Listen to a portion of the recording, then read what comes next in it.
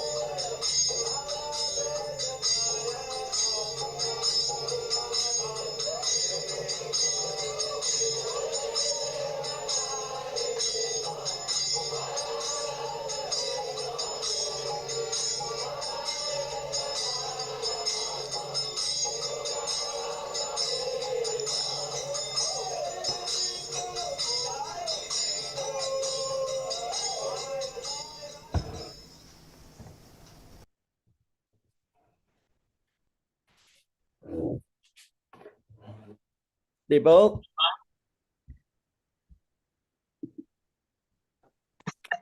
Hare Krishna, Guru Maharaj. Hare Krishna, Guru Maharaj. Please accept our humble Hare obeisances. Krishna. Hare Krishna, Hare Gurudev. Krishna, Guru Maharaj.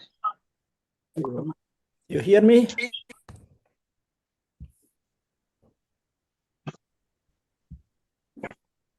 You hear me? Yes, Yes, Guru Maharaj. Yes, yes. Yeah, also say something. Yes, 1, 2, 3. Oh. Hare Krishna. Haribo. Hare Krishna. You hear me good? In Baku also? Yes. Yes. You're in Baku, Yuba? No, Guru Maharaj. I'm in Kagani. Okay. Good, then we can start.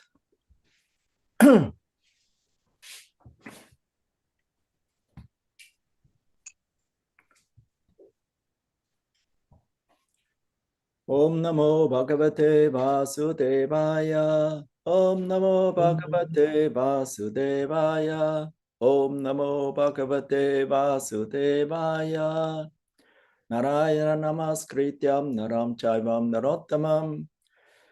Devim Saraswatim Yasam Tato Jayamudirayat. Astapreshu apatreshu nityam bhagavata sevaya bhagavati uttama shloker bhakti bhavati naishtiki mukham karoti vachalam pangum langayati garim yat kripatam aham vande shri gurum dinataranam. Jai Sri Krishna Chaitanya Prabhu Nityananda Shri Advaita Gadadhar Shivasadi Gaur Bhakta Vrinda. Hare Krishna, Krishna Krishna, Hare Hare, Hare Ram, Ram Ram, Hare Hare.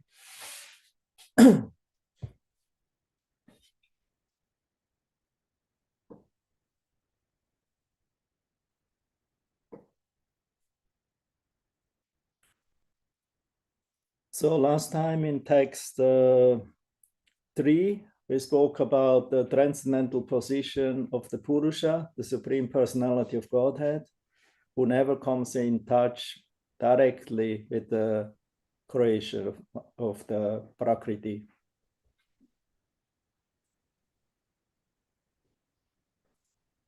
Anadir Atma Purusho, Nirguna Prakrite Para, Pratyaktama Svayam Chotir, Vishvam Yena Samanvitam. So the Supreme Personality of Godhead is the Supreme Soul, and he has no beginning, Anadir.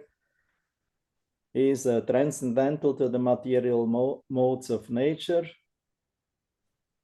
Nirguna, and beyond the existence of the material world, Prakrite Para, and he is perceivable everywhere because he is self-effulgent, Svayam Chotir, Pratyak Dhamma, everywhere perceivable because it's Svayam Choti.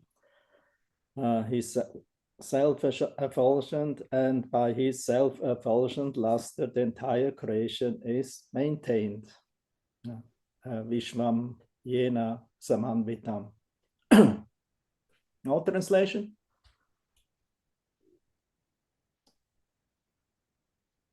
Yuva, you can translate. Санта-Ранжине вас не слышно было совсем. Well, I don't know if she's here. Так Yes, слышно? Да, так слышно, так слышно. Было вообще не слышно ни слова. Простите, наушники, наверное. Перевод. Верховная личность Бога – это высшая душа, не имеющая... What you're reading now? Translation of the third verse. Okay. Yeah. Перевод 3 стиха. Верховная личность Бога – это высшая душа, не имеющая начала. Господь трансцендентен гуном материальной природы и находится за пределами материального мира. Все мироздание покоится на лучезарном сиянии, исходящем от Него.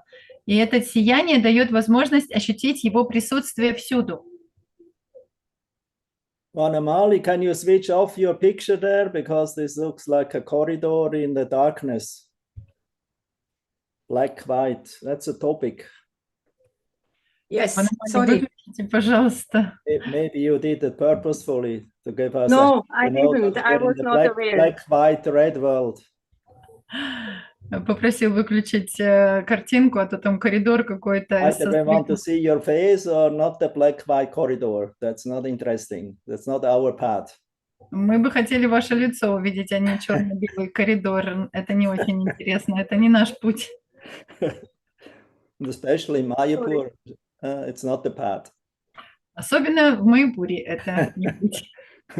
Because Mayapur is Swayam Chotir, full of effulgent. Потому что Майяпур в своем джатир, он сама светящийся. There's no darkness, it's a spiritual world, not? Там никакой темноты нету, это же духовный мир. Prabhupada always told, back home, back to Godhead. Шрила Прабхупада всегда говорил, обратно домой к Богу. So there's no black-white there. Там нету черного и белого. No corridors. И никаких коридоров. Only bliss.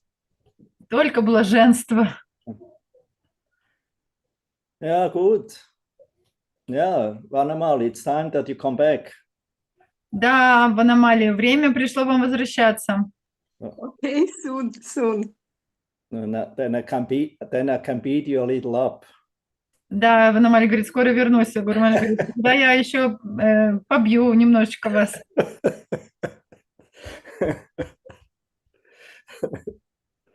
Prepare yourself. Put the helmet on. Так что готовьтесь и хороший шлем оденьте. Shanti, shanti. Шанти-шанти. So, okay, we go directly to the verse 4 and 5. Перейдем сразу к 4 и 5 стихам.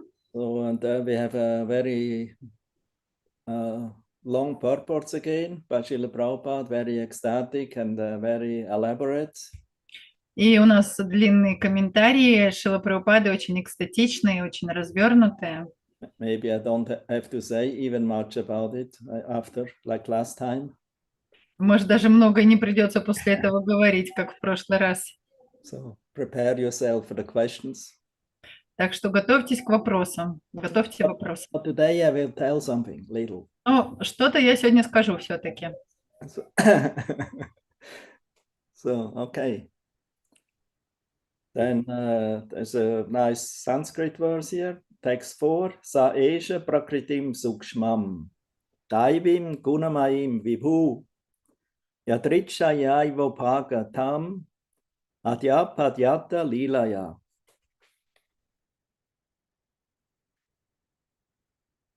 Asanta, what kind of verse is it? Nice verse, not? Very good. Yes. Wonderful. Sa esha, that same, the Supreme Personality of Godhead. Это верховная личность Бога. Prakritim, material energy. Материальная энергия. Who is at the beginning sukshmam, subtle, that means pradhana, not money. Которая вначале тонкая, то есть прадана. Daivim, related to Vishnu or to the Lord, Purusha. Связанная с Вишну или с Пурушей, с Господом. I mean, she is not independent. Это значит, что она не независима. Or causeless. Или у нее нет The причины. energy cannot have a cause by itself. У причины не может быть, она не может быть сама причиной. Coming from the powerhouse, and the supreme powerhouse is Vishnu or Purusha. Therefore, he is Vibhu. Она исходит из энергии, из источника энергии, из Пуруши, поэтому она Випху, он Випху. So, material energy, Prakriti or Maya, she is always in relation to Vishnu. Материальная энергия, Пракрити, Майя, она все время связана с Вишну. Because he's Shaktiman, that means he's the origin of all Shaktis. Он является Шактиманом, источником всех энергий. Gunamayim, invested with the three modes of material nature. Наделенная тремя гунами материальной природы. Means Prakriti becomes invested by the by the glance of Lord Vishnu. То есть Пракрити, в нее вкладываются эти энергии благодаря взгляду Вишну. Vibhu. Vibhu means the greatest of the great. величайший из великих Вибу.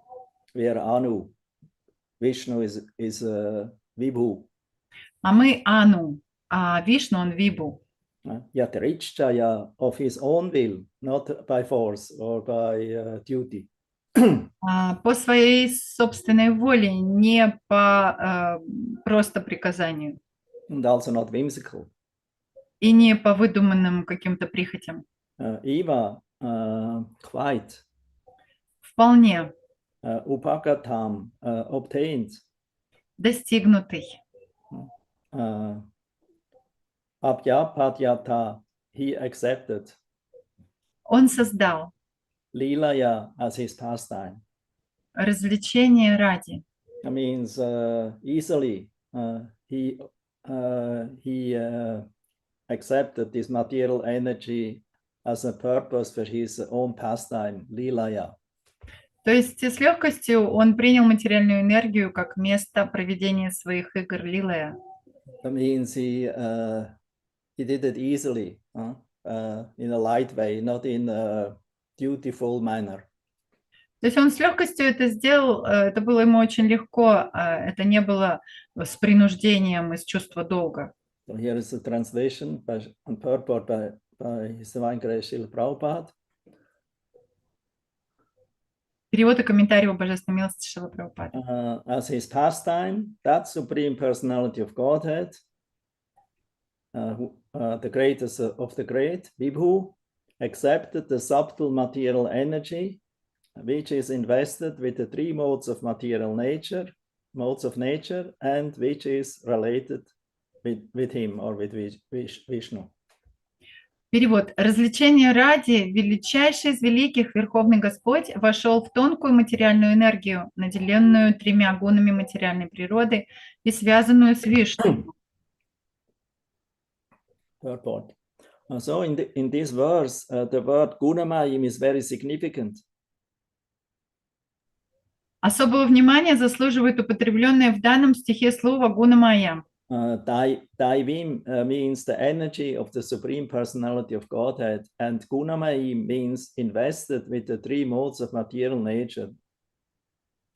Дайвим значит энергия Верховной Личности Бога, а гунамаим наделенная тремя гунами материальной природы.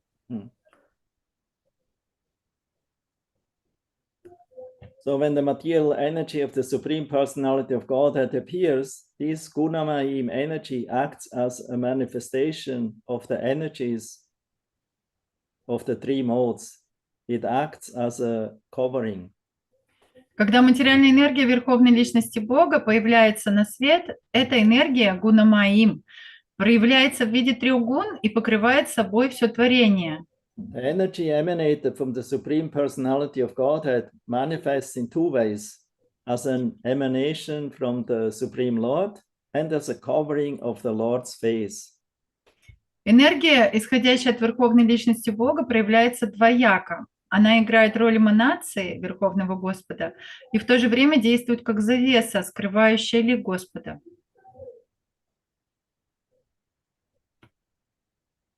So that's very nicely explained by Srila Prabhupada. This material energy works like a covering. Очень хорошо Шрила Прабхупада здесь объясняет, что материальная энергия, она действует так же, как покрытие. And it has three effects, like three colors: white, black or dark blue, and red. И она проявляется, так сказать, в трех цветах: белом, темно-синим и красном. So the original consciousness of the soul is pure. Изначальное сознание живого существа, оно чистое. Is Vishuddha Sattva. Вишудда саттва. Because it belongs to the Chit Shakti, to the internal energy of the Lord. Потому что душа принадлежит к чит-шакти, внутренней энергии Господа. But coming in contact with material nature, the pure consciousness becomes covered by the three colors of Maya. Но соприкасаясь с материальной энергией, это чистое сознание покрывается этими тремя цветами гун Майи. and as Srila Prabhupada will explain, then the soul will become conditioned soul become attracted to this Maya, to these three colors.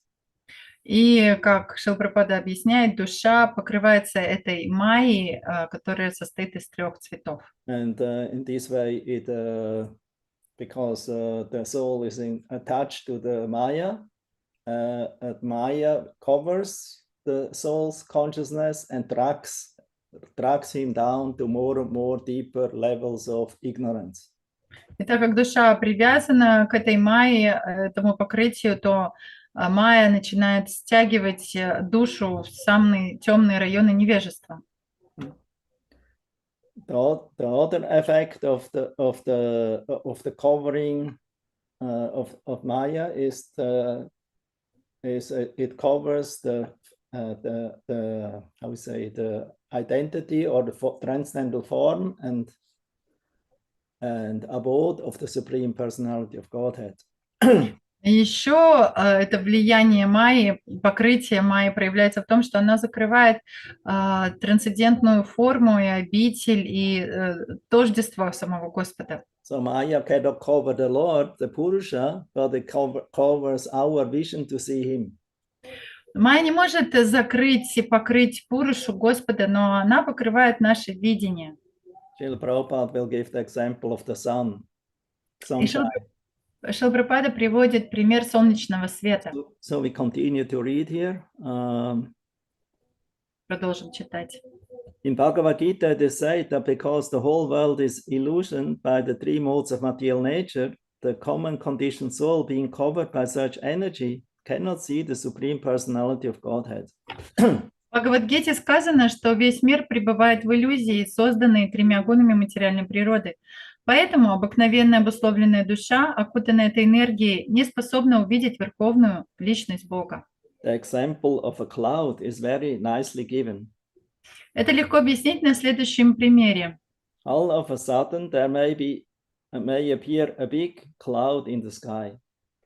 Иногда на небе неожиданно появляется большое облако. This cloud is perceived in 2 ways. На это облако можно посмотреть с 2 точек зрения. From the sun point of view, the cloud is a creation of its own energy. Для Солнца туча является порождением его энергии. But for the ordinary common man, it is the conditioned state. It is a covering to the eyes because of the cloud. The sun cannot be seen. Но для обыкновенного человека, находящегося в обусловленном состоянии, это облако играет роль завесы, которая заслоняет от него солнце. But it's actually not the sun who is covered. Но на самом деле это не так. Солнце не покрыто. So the sun is never covered. Солнце никогда не может быть The покрыто. sun, the cloud only is a little speck, in front and down underneath the sun somewhere. Для Солнца эта туча, это маленькое пятнышко где-то там внизу. So the conditioned souls become covered by the individual. Similarly, although Maya cannot cover the Supreme Lord, who is beyond Maya, the material energy covers the ordinary living entities. На самом деле облако закрывает не само Солнце, а лишь обзор человеку. Точно так же майя, материальная энергия, не способна покрыть Верховного Господа, который находится вне сферы ее влияния, но она покрывает обыкновенное живое существо. Those conditioned souls who are covered as individual living entities, and he from whose energy Maya is created is the Supreme Personality of Godhead. Покрытые ею обусловленные души – это индивидуальные живые существа, а тот, чья энергия создает майю, является Верховной Личностью Бога. So he's never influenced by Maya, by his own creation. На Господа майя никогда не действует. Его собственное творение на него не действует. He's Maya Isha. He's a controller of Maya. Он майя Иша, он повелитель майи. Maya cannot control the Supreme Personality of Godhead. А майя не может контролировать Верховного At Господа. least not the external energy of Maya. По крайней мере, внешняя энергия майи. In another place in the Srimad Bhagavatam, Srila Prabhupada continues, in the first canto, 7th chapter, it is stated that Vyasadeva, by his spiritual vision, saw the Supreme Lord and the material energy standing behind him. В 7 главе 1 песни Шримад Бхагаватам рассказано, как Вьясадева обрел духовное зрение и увидел Верховного Господа и материальную энергию, стоявшую за ним. In the first canto 7 chapter text 4. Это описывается в 1 песне, 7 главе, текст 4. Das ist gerade Bhakti Yogena Manasi Samyak Pranihite Male Apashyat Purusham Purnam Mayam Chatat Apashrayam. Therefore, he, Vyasadeva, absorbed his mind in Bhakti Yoga. Поэтому он, Вьясадева, погрузил свой ум в бхакти-йогу. Without any danger of material attachment. Без капли примеси материальной привязанности. Thus he received the complete realization of the Supreme Lord, Purna Bhagavan. И так он получил полную реализацию Господа Пурна Бхагавана. The Purusham Purnam, Пуруша Пурна, who is always complete and perfect. который всегда совершенен и полон сам в себе. And he didn't saw the Lord alone. He saw him surrounded by all his expansions and energies. И он увидел Господа не одного, а окруженного всеми своими экспансиями и энергиями, Including his external energy, Maya, включая его внешнюю энергию Майи, which was fully dependent on him, staying in a distance from him. которая полностью от него зависела и стояла на некотором расстоянии от него. So the Lord Parasya Shakti, he has many energies, the Lord. У Господа много энергий, Because he's Shaktiman. потому что он шактиман. So he is not potentless, he is full of potencies. Он не лишен потенции, он полон силы и потенции. And these potencies are always surrounding in the seva service attitude for the satisfaction of the Lord. И эти энергии всегда его окружают в умонастроении служения, желая удовлетворить Господа. In the Bhagavatam is stated there are 16 principal energies of Shaktis, always ready to serve the Supreme Personality of Godhead. В Бхагаватам говорится, что 16 главных энергий или шакти всегда готовы служить Господу. And one of them has a thankless job. She is known as how we say Maya, or the material energy. И одна из них, у нее неблагодарная задача, и ее называют майей или внешней энергией. She is not Maya or material for the Supreme Lord, like as the cloud cannot be covering the sun. Для Господа она не является майей, но как для Солнца облако, оно не может покрыть Солнце. So he always has Maya under his control. Майя всегда под контролем у Господа. But Maya feels herself ashamed, therefore he keeps distance and stays behind of the Purusha. Но Майя всегда чувствует себя очень пристыженной, поэтому она стоит всегда в стороночке за Господом. Because she has a thankless job, you know, she is Durga, she is a police lady, a fortress who has to keep the conditioned souls in the prison of the three gунами. Потому что у нее неблагодарная задача всегда держать обусловленные души под контролем, она три гуна майи. Therefore it means Durga. Durga. Dur means very difficult. И поэтому ее также называют Дурга. Дур значит очень сложно. Practically not possible. Невозможно преодолеть. Ga means to conquer or to get free of it, get out of it. Га это значит избавиться от нее, как-то преодолеть ее очень сложно. So that's the meaning. Srila Prabhupada explains this meaning of Durga. It means she is unconquerable for the conditioned soul. Шрила Прабхупада так переводил, объяснял это слово «дурга». Она для живого существа, но практически непобедима, непреодолима. So the material world is a highly controlled prison. То есть материальный мир – это такая тюрьма, которая очень хорошо контролируется. And nobody can escape by your own power. Очень Physical хорошо. power, mental power, intellectual power. Очень хорошо по высшему слову, так сказать, техники охраняется, и невозможно выбраться оттуда не с помощью ума или каких-то физических способностей и других. So it's a very thankless job what Maya has. И вот эта работа, которую делает Майя, она неблагодарная работа. But still she is also the Lord's energy. Но все равно она является энергией Господа. She is one of these Shaktis who are always in the service of the Lord, but she has to act as an apara prakriti. That means for the I would say covering and maintenance agent of the material, of the conditioned souls. И она также одна из этих 16 энергий, которые всегда готовы служить Господу, и она действует как покрывающая энергия, держащая их в повиновении живых существ. That's described in the Brahma Samhita. Это описано в Брахма Самхите. Text 44. В 44 стихе. Shrishti Sthiti Pralaya Sadhana Shakti Rekha Jayeva Yasya Bhuvanani Piparti Durga Ichanurupam Apiyasya Chacheshta Tesa Govindamati Purusham Tamaham Pachami. The external potency Maya, who is of the nature of the shadow of the Chit potency. Внешняя энергия Майя, которая является энергией тени или Chit Shakti. It is the shadow of the Chit Shakti. That means она тень энергии. Chit Shakti, and the conditioned soul who belongs actually to the spiritual energy comes in touch with this Maya. Maya covers it like a shadow.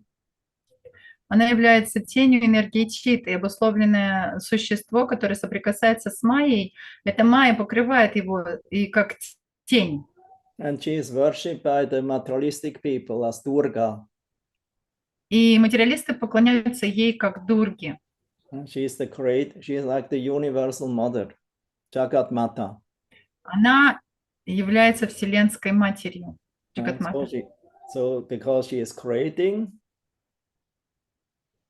и так как она творит, she is preserving, that means maintaining, like a mother. Она сохраняет, поддерживает как мать. And she also can become very angry and destroy. Но также она может очень сильно разгневаться и разрушить все.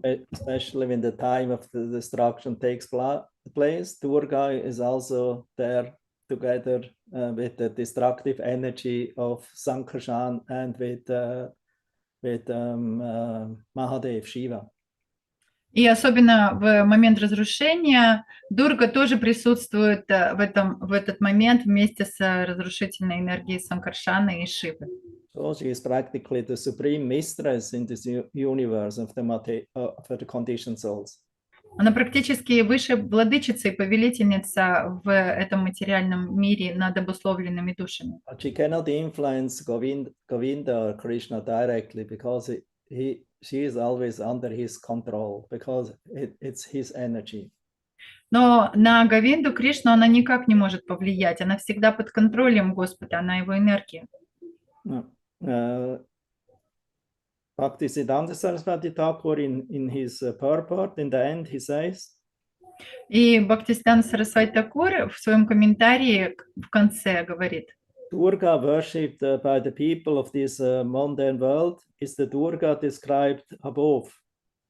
Он говорит, что Дурги, которые поклоняются в этом материальном мире, это Дурга, которая описана вот выше. That means the Durga who is has an influence in the people's life. Это Дурга, которая влияет на жизни людей. But there's a spiritual Durga. Но также есть и духовная Дурга. She is mentioned in the mantra, which is the outer, describes the outer covering of the spiritual realm of the Supreme Lord. Она упомянута в мантре как внешнее покрытие Господа. She is the eternal maidservant of Krishna.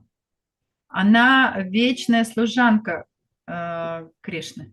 And is therefore the transcendental reality whose shadow, the Durga of this world, functions in this mundane world as her maidservant. That means the maidservant of the transcendental Durga. То есть, эта Дурга, которая в материальном мире, она как тень Дурги, служанка трансцендентной Дурги. You follow? Yes. Gurmanj, I found that verse. Can I read? Just translation quickly. You didn't translate it now? I translate, but last few sentences. Yeah, I mean, it's written nicely. So. Okay, then do it in proper Russian. Так, перевод этого стиха Брахма Самхите. Тень духовного божественного могущества существует в личном образе, в образе Майи. Энергии, вершащей созидание, поддержание, уничтожение. В мире ее почитают как Дургу, тому, чью волю она притворяет, ему, предвечному Господу, я поклоняюсь. И вот комментарий последний. Такова Дурга, почитаемая в материальном мире. Однако Дурга, упомянутая в мантре, служащая внешним покровом обители Господа, трансцендентная служанка Кришны. Тень Дурга исполняет свои обязанности в мире и в качестве ее подчиненной. Srila Prabhupada says the Lord has many different energies and they all act in different way. Actually, it's one energy who acts in different ways. Like an electrician or electricity, you can make a refrigerator cooling, or you can make, I would say, a cooker heating up, cooking something, heating up. И Шрила Прабхупада объясняет также в комментарии, что на самом деле энергия одна, но она может действовать разным образом. Например, как электричество, можно и в холодильник холодить, и в печке готовить что-то, разогревать, нагревать. You can use electricity or fire for curing or for benefit of your life, and you can also use it to destroy your life. И это электричество, например, или огонь можно использовать, чтобы принести благо себе и чтобы лечить, помогать себе, а можно использовать так, чтобы уничтожить жизнь. Depends in which consciousness, in which gunas we are. Это зависит от того, в каких гунах наше сознание. But Krishna, because he's always near guna, he's above the guna, so he's not influenced by this Durga or Maya energy. Но Кришна, так как его сознание всегда чисто, он выше этой энергии Дурги, этой Майи. So that means Durga has her original transcendental energy, who is always the Lord's internal energy. И значит, что у Дурги есть изначальное сознание, внутренняя энергия Господа. And only with this internal energy, the Lord reveals and performs his leelas or pastimes. И благодаря только этой внутренней энергии Господь проявляет и открывает свои игры. Not with the material external energy. Но не с помощью материальной внешней энергии. That will be explained later on. Keep it in mind. И это будет дальше объясняться. Оставьте это в памяти. So Prabhupada continues, this indicates that the material energy cannot cover the Lord, just as darkness cannot cover the sun. Из этого следует, что материальная энергия не может окутать Господа, как тьма не может застлать солнце. Darkness can cover a jurisdiction which is very significant in comparison to that of the sun. Участок пространства, который способна окутать тьма, ничтожно мал по сравнению с размерами Солнца. Darkness can cover a small cave, but not the open sky. Тьма может царить в небольшой пещере, но заслать огромный небосвод ей не под силу. And what actually is this darkness? It's the absence of the sun. И что такое темнота? Это когда нет солнца. Or when the sun is covered for our vision, then we are in darkness. Или когда солнце от нас закрыто чем-то, тогда мы в темноте. But we should not think everything in this world is darkness. There's always a place in the world where there's no darkness, and especially in the spiritual world, there is no darkness at all. Но не надо теперь думать, что в этом мире все в темноте. Есть места, где свет, особенно в духовном месте, там, в духовном мире, там совершенно нет, отсутствует темнота. So here Srila Prabhupada continues. Similarly, the covering capacity of the material energy is limited and cannot act on the Supreme Personality of Godhead, who is therefore called Vibhu, the great, greatest of the great. Аналогичным образом, застилающая способность материальной энергии ограничена, и ее влияние не распространяется на Верховного Господа, которого поэтому называют Вибу. As the appearance of a cloud is accepted by the sun, so the appearance of the material energy at a certain interval is accepted by the Lord. Как солнце позволяет облаку появиться на небе, так и Господь позволяет материальной энергии в определенные промежутки времени появляться в его творении.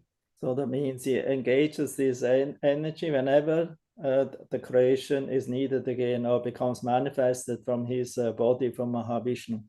Это значит, что он занимает в служении свою энергию, когда приходит время творения или когда Махавишну творит его из своего тела. Then it stays for some time, and then he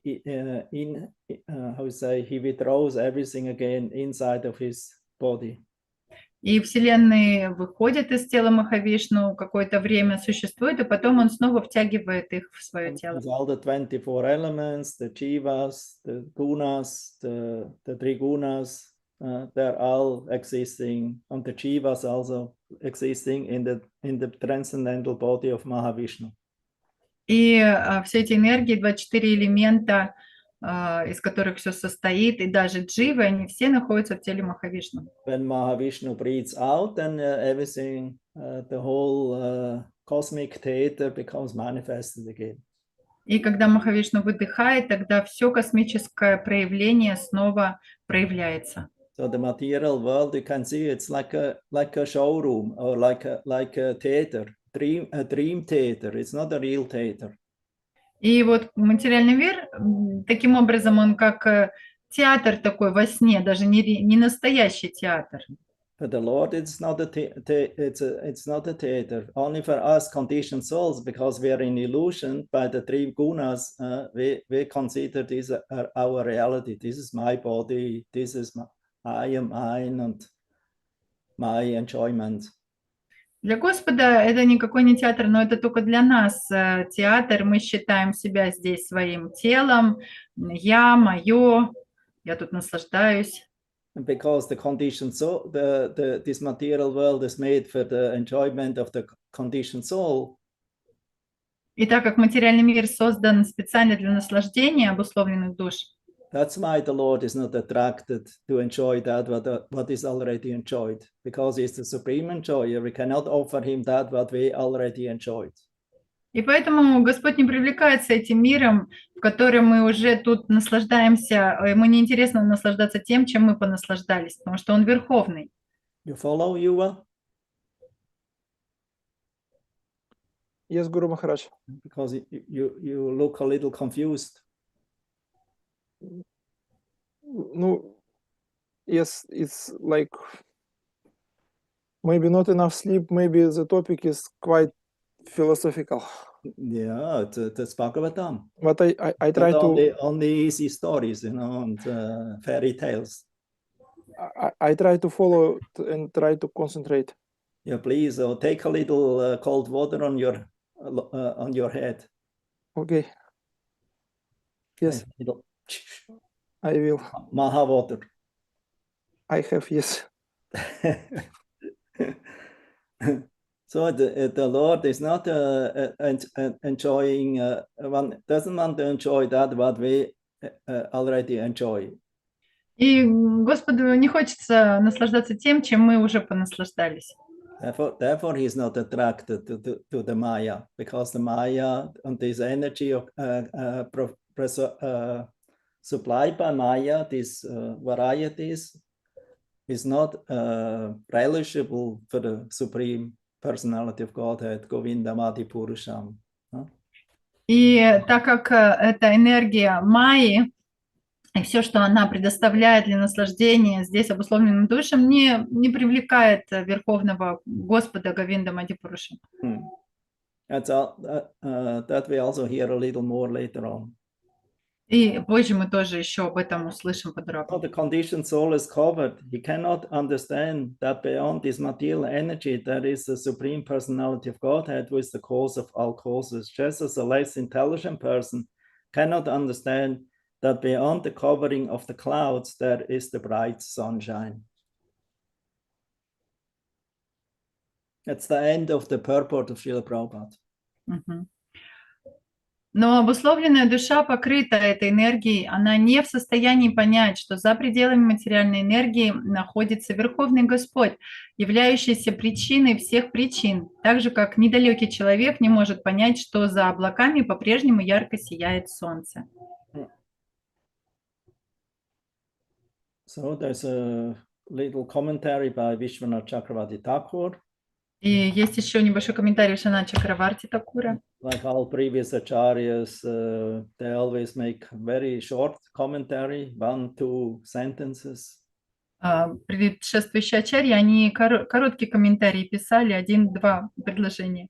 Just to clarify or highlight the point from this verse. Просто прояснить или выделить основную мысль стиха. Navadvipdasi, you should also put your picture proper or switch your picture out. Навадвипдаси тоже картинку настройте правильно или выключите. Don't move your camera. Не делайте так, чтобы камера двигалась. You should switch it off. You can hear. Лучше тогда выключите и просто слушайте. She doesn't hear you. That means she will also not hear me. Я ее не слышу. Может быть, и она меня не слышит. So anyway, we continue. Продолжаем. Vishwanath Chakravarti, he says, Paramatma contacting Prakriti by his own will, since it is his energy, accepted Prakriti as a pastime. Okay. Параматма, Господь принимает материальную энергию, использует ее по своей воле, так как она энергия для его игр. When he desired to create the universe for the jivas bound by karma, so he accepted this energy for that purpose. Когда он хочет использовать эту энергию для того, чтобы она создавала творение ради джив, которые обусловлены кармой, только ради этого случая он ее использует.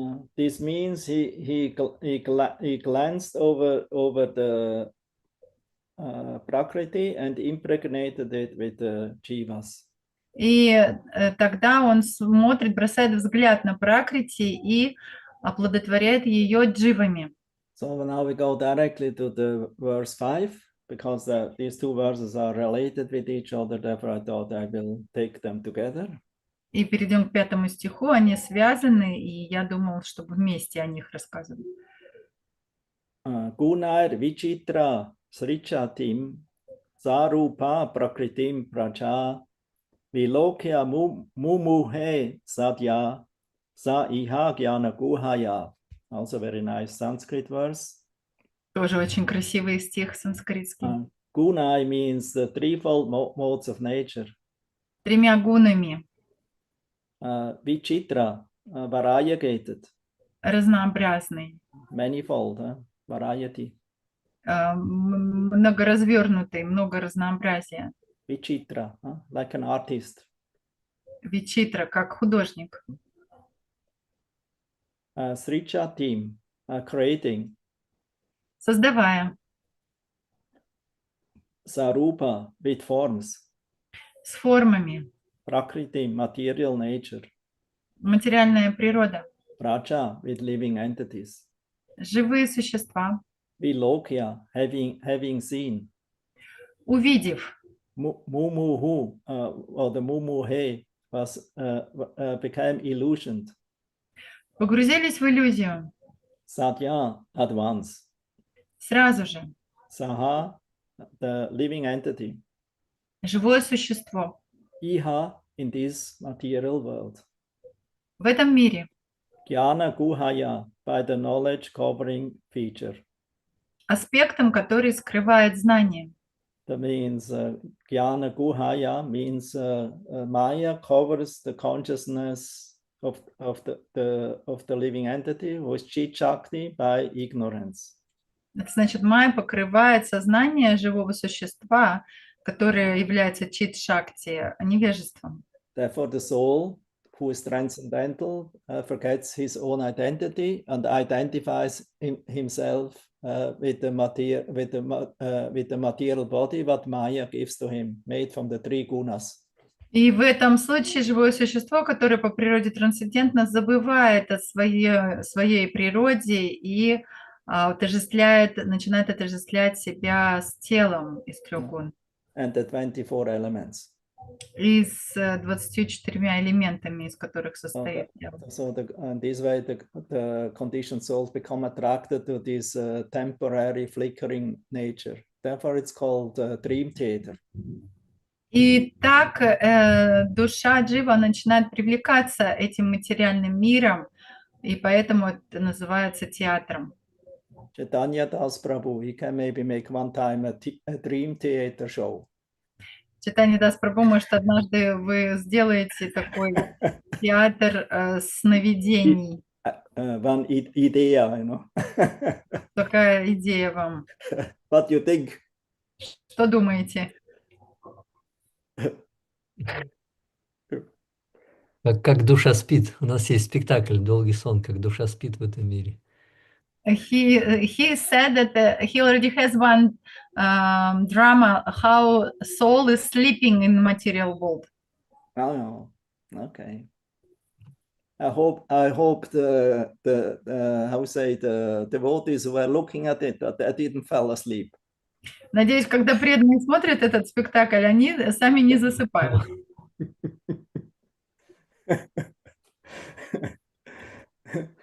But if the three gunami theater, the dream theater, is very alive and colorful, you know, and how the conditioned soul can still not become happy, sometimes crying. И в этом театре Тригуна Майи живое существо пытается стать счастливым, иногда чувствует счастье, иногда страдает. Like in a cinema movie. Как когда мы смотрим кино So какое-то. many pictures, so many actions going on, love scenes and action. Somebody is dying or killed, and then you become jubilant. Sometimes you're crying, sometimes you are in shock. Как когда мы смотрим кинофильм какой-то, там и сцены любви показывают, или сцены каких-то убийств. Иногда мы в шоке, иногда мы в любви, иногда мы плачем. Actually, we don't have to go to the theater and to the cinema anymore nowadays, because the whole world is like a theater. И сейчас даже уже и не надо в кино ходить или в театр. Весь мир уже как кино. And there are so many different actors, and everyone thinks I'm playing the main role. И очень много актеров, и каждый думает, что он играет главную роль. I'm the biggest enjoyer, the biggest controller. Я главный наслаждающийся и главный контролирующий. I'm the richest, I'm the most powerful, I'm the most beautiful. Я самый богатый, самый могущественный, самый красивый. I'm the most clever, intelligent one. There's nobody more clever than me. И самый разумный, и никого разумнее меня нету. So this is all dreams, you know, fantasy. Но это все сны, это фантазии. Therefore, we don't have to actually make any dramas. The drama is actually the life. Поэтому даже никаких спектаклей уже можно не ставить. Сама жизнь — это спектакль. And these emotions constantly going on of happiness, distress, and all kinds of emotions. Потому что мы все время испытываем эти эмоции счастья или страданий, всякого разного рода эмоций. Actually, these emotions exist eternally in the spiritual world in a pure way. Но в действительности все эти эмоции существуют в духовном мире в чистом виде. But in the material world, it becomes attractive to the conditioned soul, but it's actually only shadow reflection of the spiritual emotions in the spiritual world. В материальном мире люди привлекаются и хотят испытывать все эти эмоции, но эти материальные эмоции — это как тень, отражение настоящих духовных эмоций. So, anyway, we go to the verse now. Переходим к стиху. Don't want to speak too much because we still have a lot of things to cover here in the purport. Не хочу много говорить, нам еще много чего прочитать надо в комментарии. Divided in the verse now, divided into varieties by her threefold modes. Material nature creates the forms of the living entities, and the living entities, seeing these, are illusioned or attracted by the knowledge covering feature of the illusory energy. Разделенная тремя гунами на множество видов и форм, материальная природа создает различные типы живых существ. И живые существа, видя это, впадают в иллюзию, источником которой является аспект иллюзорной энергии, скрывающей знания. That means immediately they become attracted to join the dream theater of Maya. То есть немедленно живое существо привлекается и хочет присоединиться к этому театру сновидению Майи. They already dreamed in the body of Mahavishnu when they were unmanifested. На самом деле они уже видели сны, находясь в теле Махавишну, когда были не проявлены. Because all the conditioned souls from the previous creation, they go with who didn't become purified and transcendental and went to the spiritual world, they will go to enter the body of Mahavishnu. Потому что все живые существа, которые не очистились и не обрели своего изначального сознания, они снова входят в тело Махавишну. And all their unfulfilled desires, the dream world, they still carry with them in their subtle bodies. И все свои невыполненные желания вот из мира снов, они все унесли с собой. Because the subtle body doesn't leave them as long as you're not liberated. В тонком теле, потому что тонкое тело не оставляет вас до тех пор, пока вы не станете освобожденной душой. And in the subtle body still is you carry with you the prarabdha karma. И в тонком теле мы несем с собой прарабдха карму. In aprarabdha, that means unmanifested, in seed form. И апрарабду, то есть невидимую в форме семени. So if your previous desires and plans from this life didn't become fulfilled, then you will get always a new opportunity where you have to accept a new body. И это значит, что если прошлые желания с прошлых жизней не исполнились у вас, то вам придется еще родиться и исполнять эти желания. So that's the law of nature. И также вы будете мечтать о них и видеть во снах. Это закон природы. Nobody can escape. There's no cheap, exit. И никто не может избежать этого. Нету выхода дешевого из этого. It'll be possible only by devotion, by bhakti. Это может быть возможным только благодаря преданности, бхакти. Yuva, your feet now? Юва, вы как? Тебя Yes, чувствуете? I'm quite okay, Guru Maharaj. Okay. So you follow? Yes, Okay, great. Bravo. thank you. So then we can continue. The attention is here. Можем продолжать. Будьте внимательны. Purport. Material energy has the power to cover knowledge, but this covering cannot be applied to the Supreme Personality of Godhead. Материальная энергия достаточно могущественна для того, чтобы лишить нас знания, но она не способна заслонить знания, которым обладает Верховная Личность It Бога. is applicable only to the praja or those who are born with material bodies, the conditioned souls. Ее воздействию подвержены лишь праджа, те, кто родился в материальном теле, то есть обусловленные души. The different kinds of living entities vary according to the modes of material nature, as explained in the Bhagavad Gita and other Vedic literatures. Как сказано в Бхагавад-гите и других ведических писаниях, многообразие живых существ вызвано влиянием на них различных гун материальной природы. The Bhagavad Gita 7:12, it is very nicely explained that although the modes of goodness, passion, ignorance are born of the Supreme Personality of Godhead, he is not subjected to them. В Бхагавад-гите 7.12 очень хорошо объясняется, что хотя источником гун, благости, страсти и невежества является Верховный Господь, сам он не подвержен их влиянию. In other words, the energy emanating from the Supreme Personality of Godhead cannot act on him. It acts only on the conditioned souls who are covered by the material energy. Иначе говоря, энергия, исходящая от Верховного Господа, не оказывает на него никакого влияния. Она воздействует на обусловленные души, покрытые материальной энергией. The Lord is the father of all living entities because he impregnates material energy with the conditioned souls.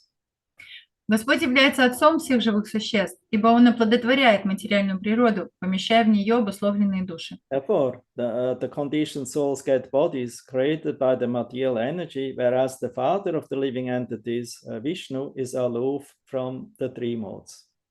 Таким образом, обусловленные души получают тела, созданные материальной энергией, но Отец всех живых существ находится за пределами сферы влияния трех гун материальной природы. So there are some quotes from the Bhagavad Gita proving that, what Srila Prabhupada mentioned. И несколько цитат из Бхагавад-гиты, доказывающие то, что говорит Шрила Прабхупада. In 13th chapter, text 22. 13.22. Purusha prakrite stohi punkte prakriti chan gunan karanam guna sangosya sat asat yoni janmasu. The living entity in material nature has thus follows the ways of life, enjoying the three modes of nature.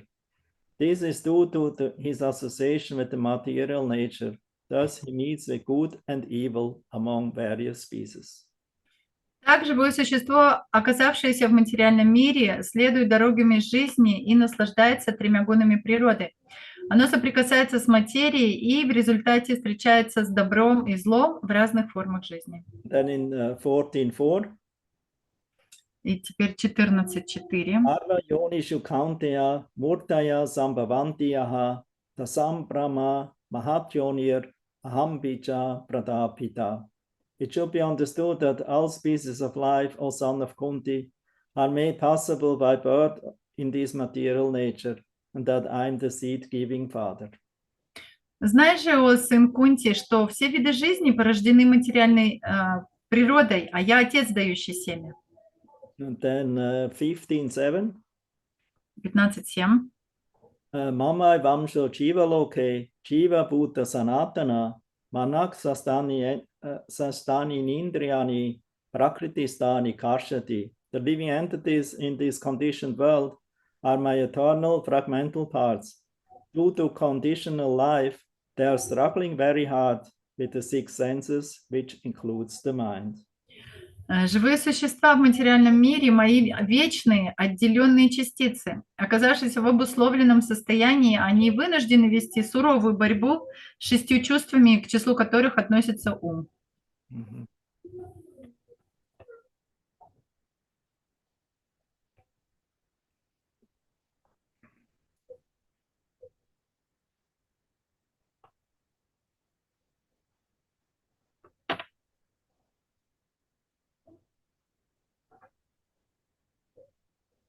Somebody knows what is 7.12? Кто-то знает перевод 7.12 Бхагавад-гиты?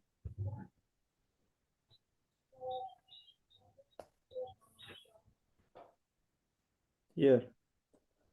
7.12. ye chaiva satvika bhava rajasas tamasas chaye mata eveti tan vidhi natvaham teshu te mai. Know that all states of being, be they of goodness, passion, or ignorance, are manifested by my energy. I am in one sense everything, but I'm independent. I'm not under the modes of material nature, for they, on the contrary, are within me. That means they're within him. And when he manifests them, he is not attached or influenced by it.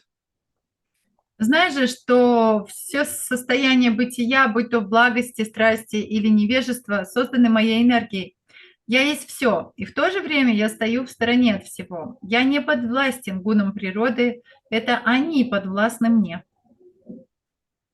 So we keep going with the purport by Prabhupada in next sentence. It is stated in the previous verse that the material energy was accepted by the Supreme Personality of Godhead in order that he might exhibit pastimes for the living entities who wanted to enjoy and lord it over the material energy.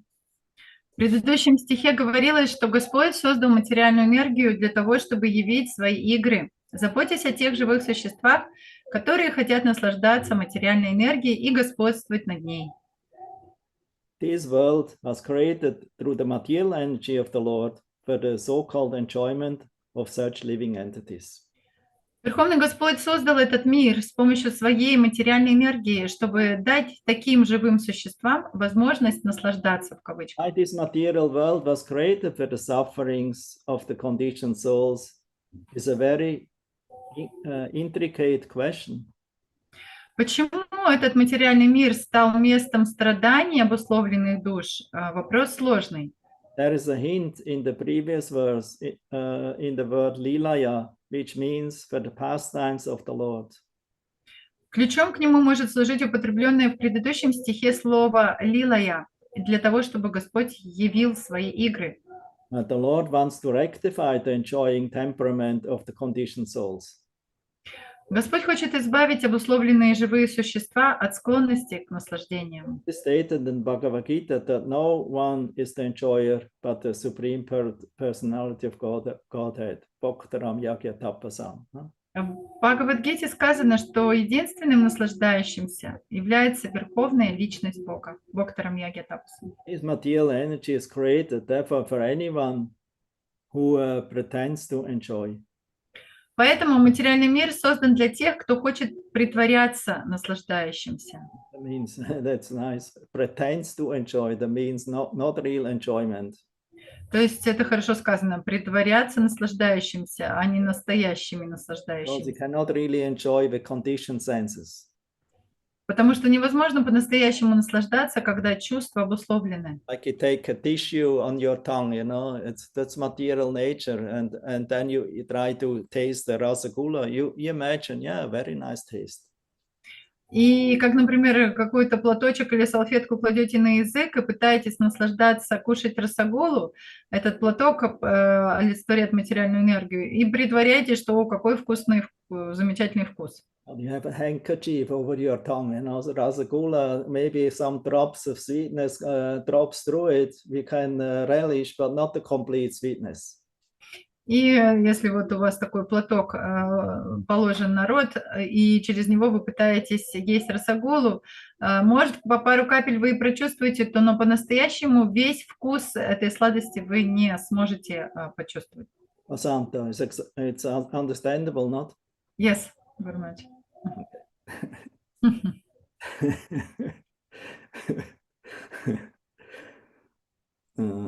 So we go on. This material energy is created, therefore, for anyone who pretends to enjoy. So here we stopped. And an example can be cited that there is no necessity for the government's creation of a separate police department, but because it is a fact that some of the citizens will not accept the state laws, the department to deal with the criminals is necessary. Понять это можно на таком примере. Государству как таковому полиция не нужна, но поскольку существует определенная категория людей, которые отказываются подчиняться законам государства, правительство оказывается вынуждено создать организацию по борьбе с преступностью. So there's no necessity, but at the same time, there is necessity.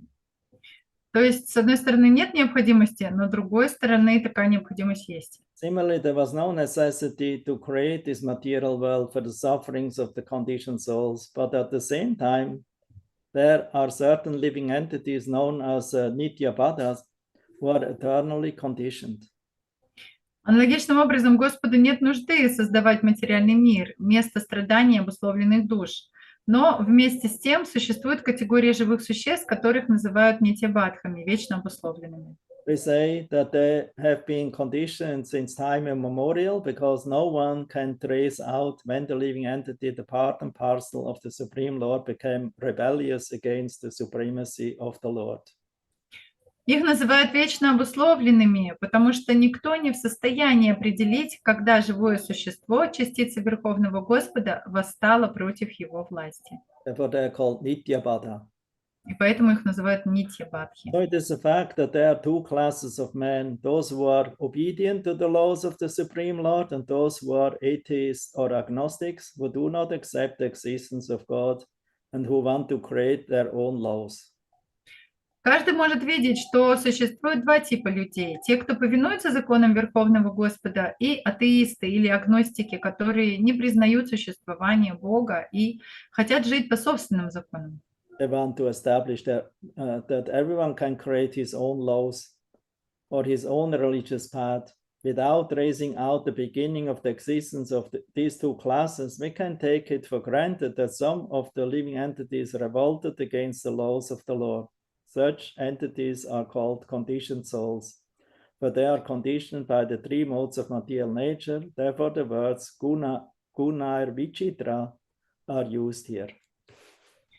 Они хотят предоставить каждому право создавать свои законы и свою религию, не задаваясь целью выяснить, когда возникли эти два типа людей.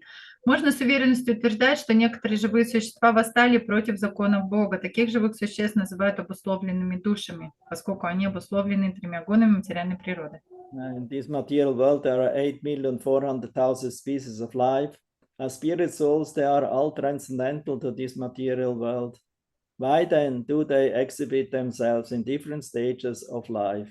The answer is given here. They are under the spell of the three modes of material nature. А вот почему в данном стихе употреблены слова гунайр вичитрах. Материальный мир населяет 8,400,000 форм различных форм жизни. Духовные по природе все живые существа трансцендентны к материальному миру. Почему же тогда они находятся в различных телах на разных ступенях эволюционной лестницы?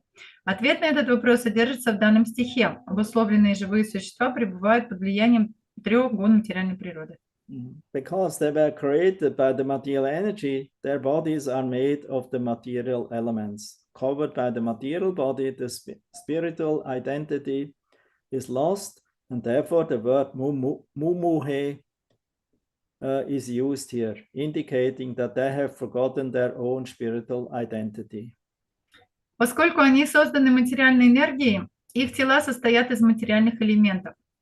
Когда материальная энергия покрывает живые существа, они забывают о своей духовной природе, поэтому здесь употреблено слово «мумухе», указывающее на то, что они забыли свою духовную сущность. This forgetfulness of a spiritual identity is present in the jivas, or souls, who are conditioned, being subjected to be covered by the energy of material nature. Забвение своей духовной природы присуще дживам или обусловленным душам, находящимся под покровом материальной энергии. Jnana guhaya is another word used here. Другое слово, употребленное в этом стихе, гьяна гухая. Very important. Guha means covering. Очень важно. Гуха значит покров. Because the knowledge of the minute conditioned soul is covered. Поскольку знание бесконечно малых обусловленных душ скрыто под покровом материи. They are exhibit in so many species of life. скрыто под покровом материальной энергии, они появляются на свет в самых разных формах жизни. So it is said in the Srimad Bhagavatam, 7th chapter, 1st canto, the living entities are illusioned by the material energy. В 7 главе 1 песни Шримад Бхагаватам сказано: живые существа введены в заблуждение материальной энергии. That we read from Vyasadev's vision. Это мы читали то, что увидел Вьясадева.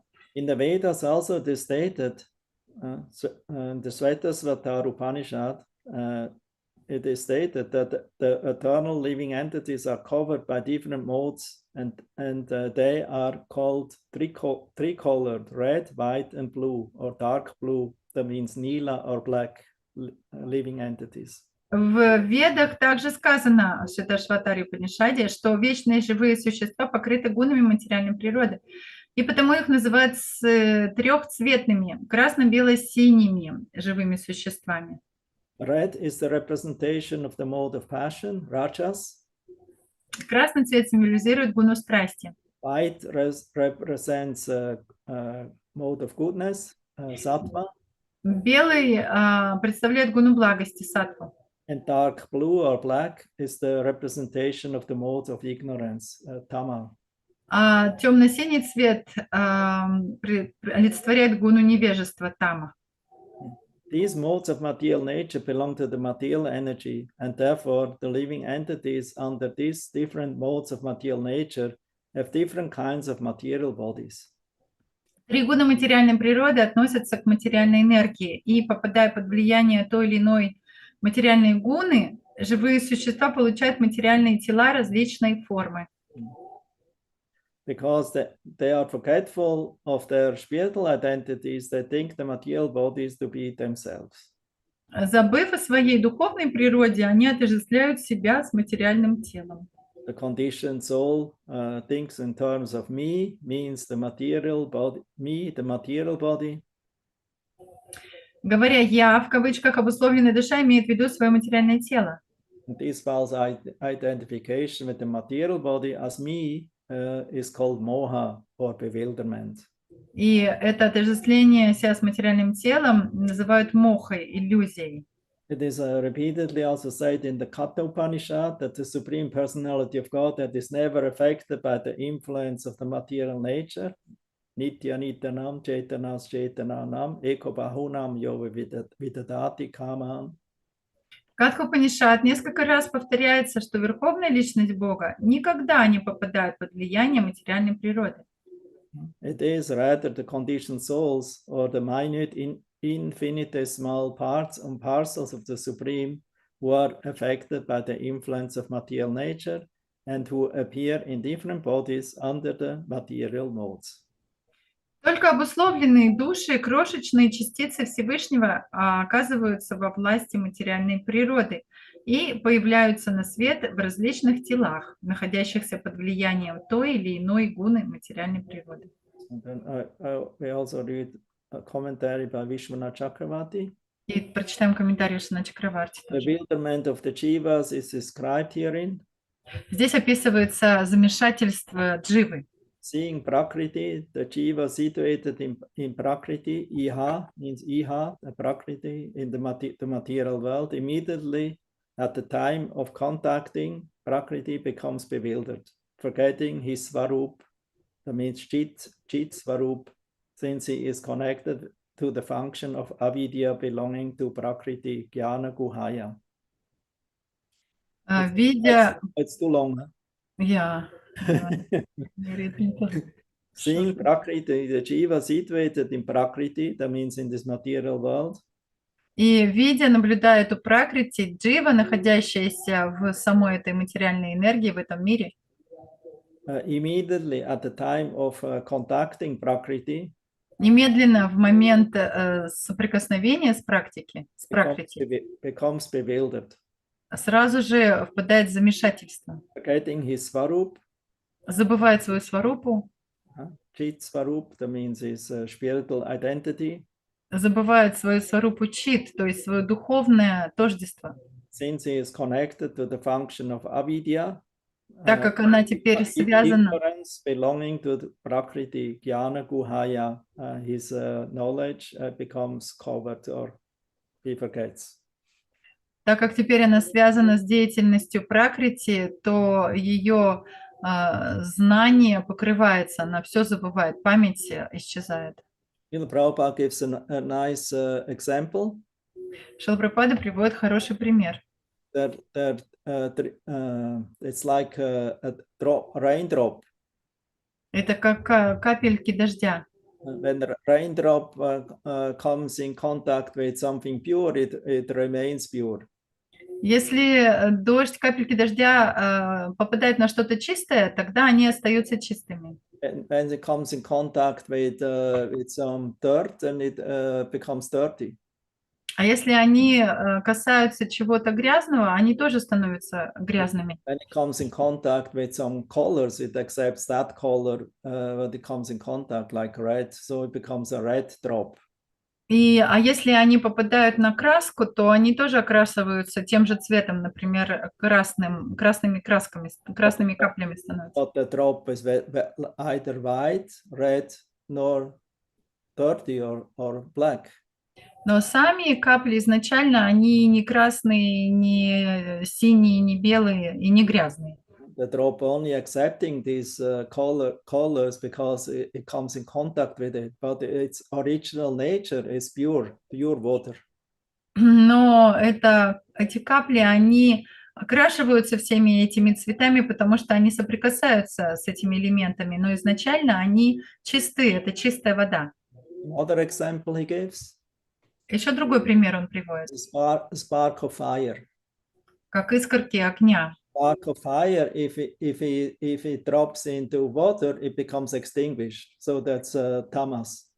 Если искорки огня попадают в воду, то они гаснут. When the drop drops on some, sand. А если искорки попадают на песок, and it still remains glowing, a glowing spark, but then with the time it becomes extinguished. то есть какое-то время они еще могут продолжать гореть немножечко, но со временем они тоже потухнут. And when the drop comes in contact with dry grass, kusha grass, or with some straw, then it immediately captures fire, and increases its fire, and no ignorance and passion remains. He completely destroys his material modes of nature and becomes liberated. Но если искра попадает на сухую солому, сухую траву куша, то немедленно она воспламеняет эту солому, и огонь разгорается и сжигает все невежество, все эти гуны, ничего уже этого не остается. Therefore, there's, according to our karma, some living entities, they are completely born in ignorance, in forgetfulness. И некоторые живые существа рождаются полностью в невежестве, в полном невежестве. And act in a very destructive way. В соответствии с кармой, и действуют сразу же очень разрушительным образом. For others, not favorable for the universe, not even favorable ultimately for themselves. Неблагоприятным образом для других, для Вселенной и даже для себя. And then there are those in the passion. А те, кто в страсти, Born in a very passionate nature, they have to be very active. они рождаются с такой очень страстной, активной природой. Because when they are not active, they feel boring, they feel empty inside. Потому что если они не действуют, не заняты, они чувствуют какую-то пустоту внутри себя, скучно им. That's the problem of the Rajas nature. One wants to be very active because in this way we can forget our emptiness in ourselves. Это проблема тех, кто гуни страсти. Вот так вот действуя разнообразным образом, они могут забыть о пустоте внутри. And then those who are in the mode of goodness, they have an inner core. That means they're very stable inside in the self. Но те, кто родились в гуне благости, это значит, что у них очень стабильное состояние внутри. They know what they are. They're not actually this body. This body is just a dress.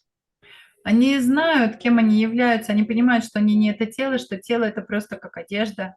And they now learn how to to live in this body without become further entangled.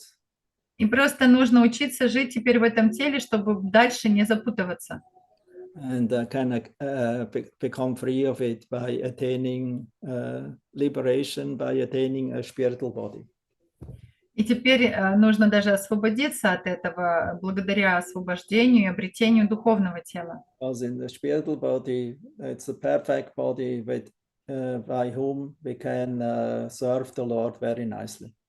Потому что в духовном теле мы будем способны служить Господу самым наилучшим образом. In the meantime, the person who is in the mode of goodness, И в то же самое время человек, который находится в гуне благости, or those who are in the lower modes of nature, try to become maybe purified of their lower nature of Tama and Rajas and come also to the platform of Sattva. и те, кто находится в низших гунах раджасе и тамасе, они пытаются очиститься от этих низших гун и также подняться в саттву. It is said we can become free of purified tamas by become more active rajas. И говорится, что мы можем освободиться от тамаса или очиститься от него, если мы станем более активными. So therefore, Narad Muni says, if you feel tired, then just become more active, then you become awake. То есть, используя раджас, Нарада Муни говорит, что если мы чувствуем себя сонливыми, то нужно заняться чем-то и пробудить себя.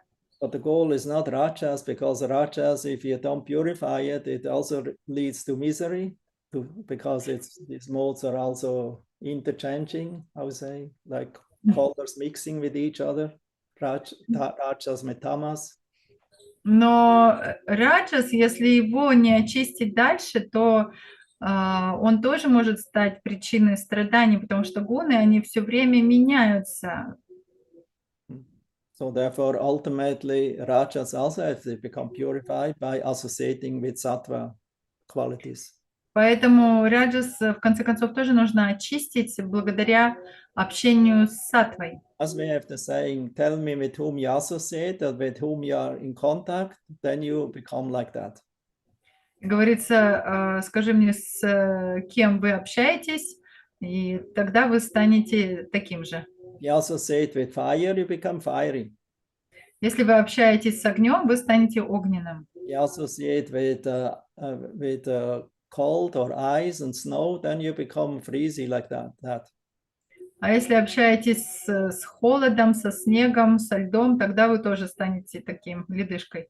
So the goal is, the medium goal is to attain sattva, but it's not the ultimate goal. То есть такая цель промежуточная – это достичь саттвы, но это не высшая цель. By eating food in sattva, by acting in sattva, to have a regulated life in sattva. И саттва достигается благодаря тому, что мы едим еду в саттве, живем урегулированной жизнью в благости. In this way, you can purify your internal thoughts and remove tama and raja guna. И таким образом можно очистить внутри свои мысли, избавиться от раджаса и тамаса. You cannot kill the rajas and tamas.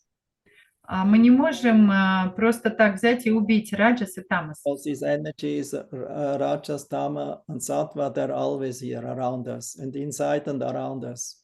Потому что эти энергии, раджас, тамас и благость, они всегда в нас и вокруг нас. But by goodness, we can become less influenced by the lower nature.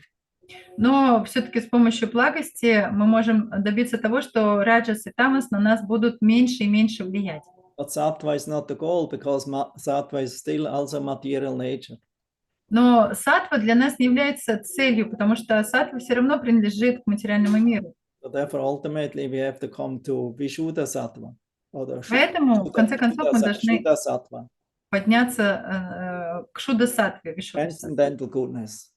к трансцендентной From благости. their goodness, we think, oh, I'm a very charitable person, a philanthropic person, I'm already quite steady in sadhana. Потому что в благости мы думаем, что вот я такой хороший человек, я филантроп, очень щедрый, дающий пожертвования, и у меня хорошая садхана. We become a little proud on our progress. И начинаем гордиться своим прогрессом. This is the allurement or the, how say, the problem of sattva. Вот это обольщение, которое возникает в саттве, и проблемы из-за этого. So as long we are not ananya bhakta, then we have to be bhakta in the mode of these different gunas. И пока мы не являемся преданными ананья бхакта, у нас будут проблемы с этими гунами. So we have to become ekanta bhakta, that means firm, fixed devotee. Поэтому мы должны стать эканта-бхактами, такими твердыми, сконцентрированными преданными. With single mind and great determination, tridha. И должны быть дритха преданными. Ум должен быть... Mahatmanas tumam parta daivim prakritim ashrita. So the Mahatmas that take shelter in the internal energy, not in the external prakriti. Ум должен сконцентрироваться на внутренней энергии, а не на внешней. So this way they become Dritha Vrata. Итак, мы должны стать дритха врата. Become very determined. И очень решительными. Dritha Vrata. So they're very firm in conviction. That's called ekanta bhakti. И должны быть очень убеждены в своей цели. Это называется эканта-бхакти. We're very thankful to Srila Prabhupada. И мы очень благодарны Шриле Прабхупаде. Prabhupada gave us the Sambandha. He told us what we are and what we are not. И он дал нам самбандху, он сказал, кто мы на самом деле и кем мы не являемся. He showed us the path. Он указал нам путь. And he also showed us the goal. И также он указал нам цель. And we have the 24 ingredients of the Sankhya, of the creation. И у нас есть 24 элемента творения по философии Санки. Under the guidance of the spiritual master, we can use these ingredients and engage them in the service of Krishna. И благодаря руководству духовного учителя мы можем использовать эти элементы в служении Кришны. Then, in this way, although we are acting, we are not acting because we are acting for the transcendental pleasure of the Lord. И таким образом, несмотря на то, что мы будем активно действовать, это не будет считаться как деятельностью, потому что мы... We cannot offer him that what we already enjoyed. We cannot offer him our enjoyment. We can offer him that his own ingredients of the elements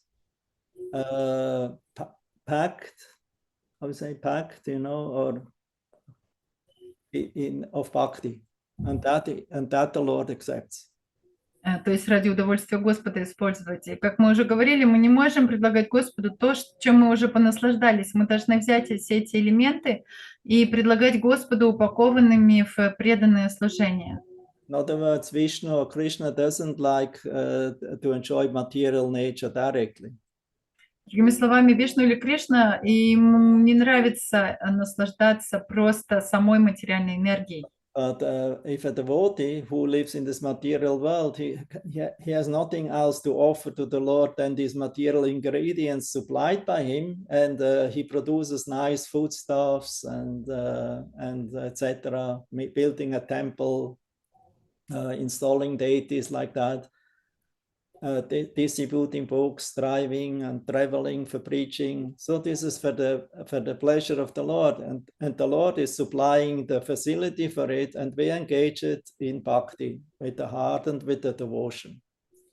И если у преданного ничего другого нету, что предложить Господу, кроме этих материальных элементов, он берет и делает, готовит из них вкусное подношение Господу, или строит храм, или выезжает на санкиртану, проповедует, и он как бы запаковывает все это в бхакти и предлагает Господу. This way we come in contact with Bhakti. It's like a fire. It destroys the three gunas. И таким образом, соприкасаясь с Бхакти, которая является как огонь, она разрушает эти три гуны. As we heard from Lord Kapila Dev from the 25th chapter, Bhakti stream is so strong. It's like a fire that devours the subtle and the gross body. Как мы слышали из учения Капиладева, этот поток Бхакти настолько сильный, что он как огонь, который сжигает и внешние грубые, тонкие элементы. That means the gross body and the subtle body, the senses and the mind, intelligence and the ego and the consciousness become purified by bhakti. Это значит и грубое тело, и тонкое тело, и ум, разум, и ложное эго, оно просто все разрушается с помощью бхакти, очищается. So that's bhakti yoga. И вот это бхакти-йога. So here Vishwanath Chakravarti Thakur continues, though the jiva is eternally connected with avidya, with ignorance. Вишванат Чакраварти Тхакур продолжает объяснять, хотя дживы, они связаны вечно с этой авидей, невежеством. The jiva was in some realization of his svarup at the time of destruction, before the creation. И джива до творения Can you repeat, Gurmash? The jiva was in some realization of his svarup. That means in the time of the destruction, he has some experience of that he is soul. He is not the body anymore or the mind. И в момент разрушения у дживы появляется некоторая реализация того, что она душа, а не тело или ум. Before he enters the body of Mahavishnu. До того, как она входит в тело Махавишну. And then, because he takes these impressions of his karma and also together with his svarup with him. Так как он берет свое впечатление кармы и сварупу с собой. Just as the jiva, when sleeping, realizes his svarup a little. И когда джива таким образом погружается в сон, она немножечко понимать начинает свою сварупу. When the jiva is sleeping or resting in the body of Mahavishnu together with all the material elements. И говорится, что когда джива, она находится в спящем состоянии в теле Махавишну, вместе также с 24 элементами материальными, in a dreaming stage. Она находится в состоянии сна. And in that dreaming stage, he actually also dreams about that he is actually soul. И в этом состоянии ей снится, что она душа. But then Acharya says, but then in the beginning of creation, however, he forgets. Но Ачарья говорит, что оно в начале творения, а она опять забывает. He forgets this pure state of consciousness in the Mahapurusha. Она забывает о своем чистом состоянии сознания, когда она находилась в Махапуруше. Because it comes in contact with the Prakriti. Потому что она опять попадает в контакт с Пракрити. So Prakriti creates the living beings. И Пракрити начинает создавать живые существа. Many various form, vichitra. В разных формах, вичитра. By the help or influence of the Triguna Mayi. С помощью трех гун природы, тригуна майи. The Shruti mantra says, Svetasvatar Upanishad. И Шветашватар Упанишад говорит, Шрути мантры. Achamikam lohita shukla krishnam vavi pracha janayantim. Sarupa acho hi eko chushamano nushete chahatyenam bhukta bhogam achon ya. The jiva is situated by the side of Prakriti. Джива находится рядом с Пракрити, Who is like a woman. которая как женщина. Prakriti means woman. Пракрити значит женщина, Mother of the universe. мать Вселенной. So she's Prakriti. And she И has red, white, and black color. она, Пракрити у нее, она состоит из желтого, красного и синего цвета. Which creates the living being similar to herself. И она создает живые существа, подобно себе. That means it creates species of life based on her elements of 24 elements. То есть она создает формы жизни, которые состоят из 24 элементов. And the influence of the three modes of nature. И на них влияют три гуна природы. Then the conditioned soul, because he is also considers himself I'm a Purusha, so he wants to enjoy and follow the ways of Maya. И обусловленная душа начинает считать себя пурушей и следует путем майи. But there is another living entity in this material world. It's the Supreme Soul, Nitya Nityanam, Chaitanas Chaitananam. Но есть и другие живые существа в этом материальном мире. Нитянам, Чайтанаш, The two birds, one enjoying the fruits of the tree, and the other is not just witnessing and overlooking. Другое существо, то есть две птицы на дереве, одна клюет плоды, другая просто смотрит, наблюдает за ним. There's another soul in this material world, the Paramatma. То есть это другая душа в материальном мире, это Параматма. Who is not influenced by the enjoying spirit of the conditioned souls, exploiting or enjoying the material nature. На нее не влияют эти тенденции обусловленной души наслаждаться, эксплуатировать материальную природу. Acharya says the Lord, however, rejects what has been enjoyed by the conditioned soul. Ачарья говорит, что Господь отказывается наслаждаться тем, чем наслаждалась обусловленная душа. Therefore, we cannot offer Krishna that what we chewed and what we enjoyed. Поэтому мы не можем предлагать Кришне то, что мы пожевали и чем понаслаждались. Sadhana Bhakti, this is considered offense. На уровне садхана бхакти это будет считаться оскорблением. The higher platform in the Leela, Krishna is reciprocating with the love of his devotees. So he even eats what they eat, but that it's because they act in loving service to him, on pleasure to him. Но Pleasure to him. на высших уровнях бхакти Кришна, в лилах, Кришна, он принимает такое поведение, он даже иногда может принять то, что откусил его преданный, ради того, чтобы были взаимоотношения у них любовные, принять его бхакти так. But the Jiva in the material world is actually a separatist. Но джива, который находится в материальном мире, является сепаратистом. The only one who thinks about his own enjoyment, what is my benefit, what I can gain if I do that. Она думает только о своем наслаждении и думает о том, что же я получу, если вот буду так поступать.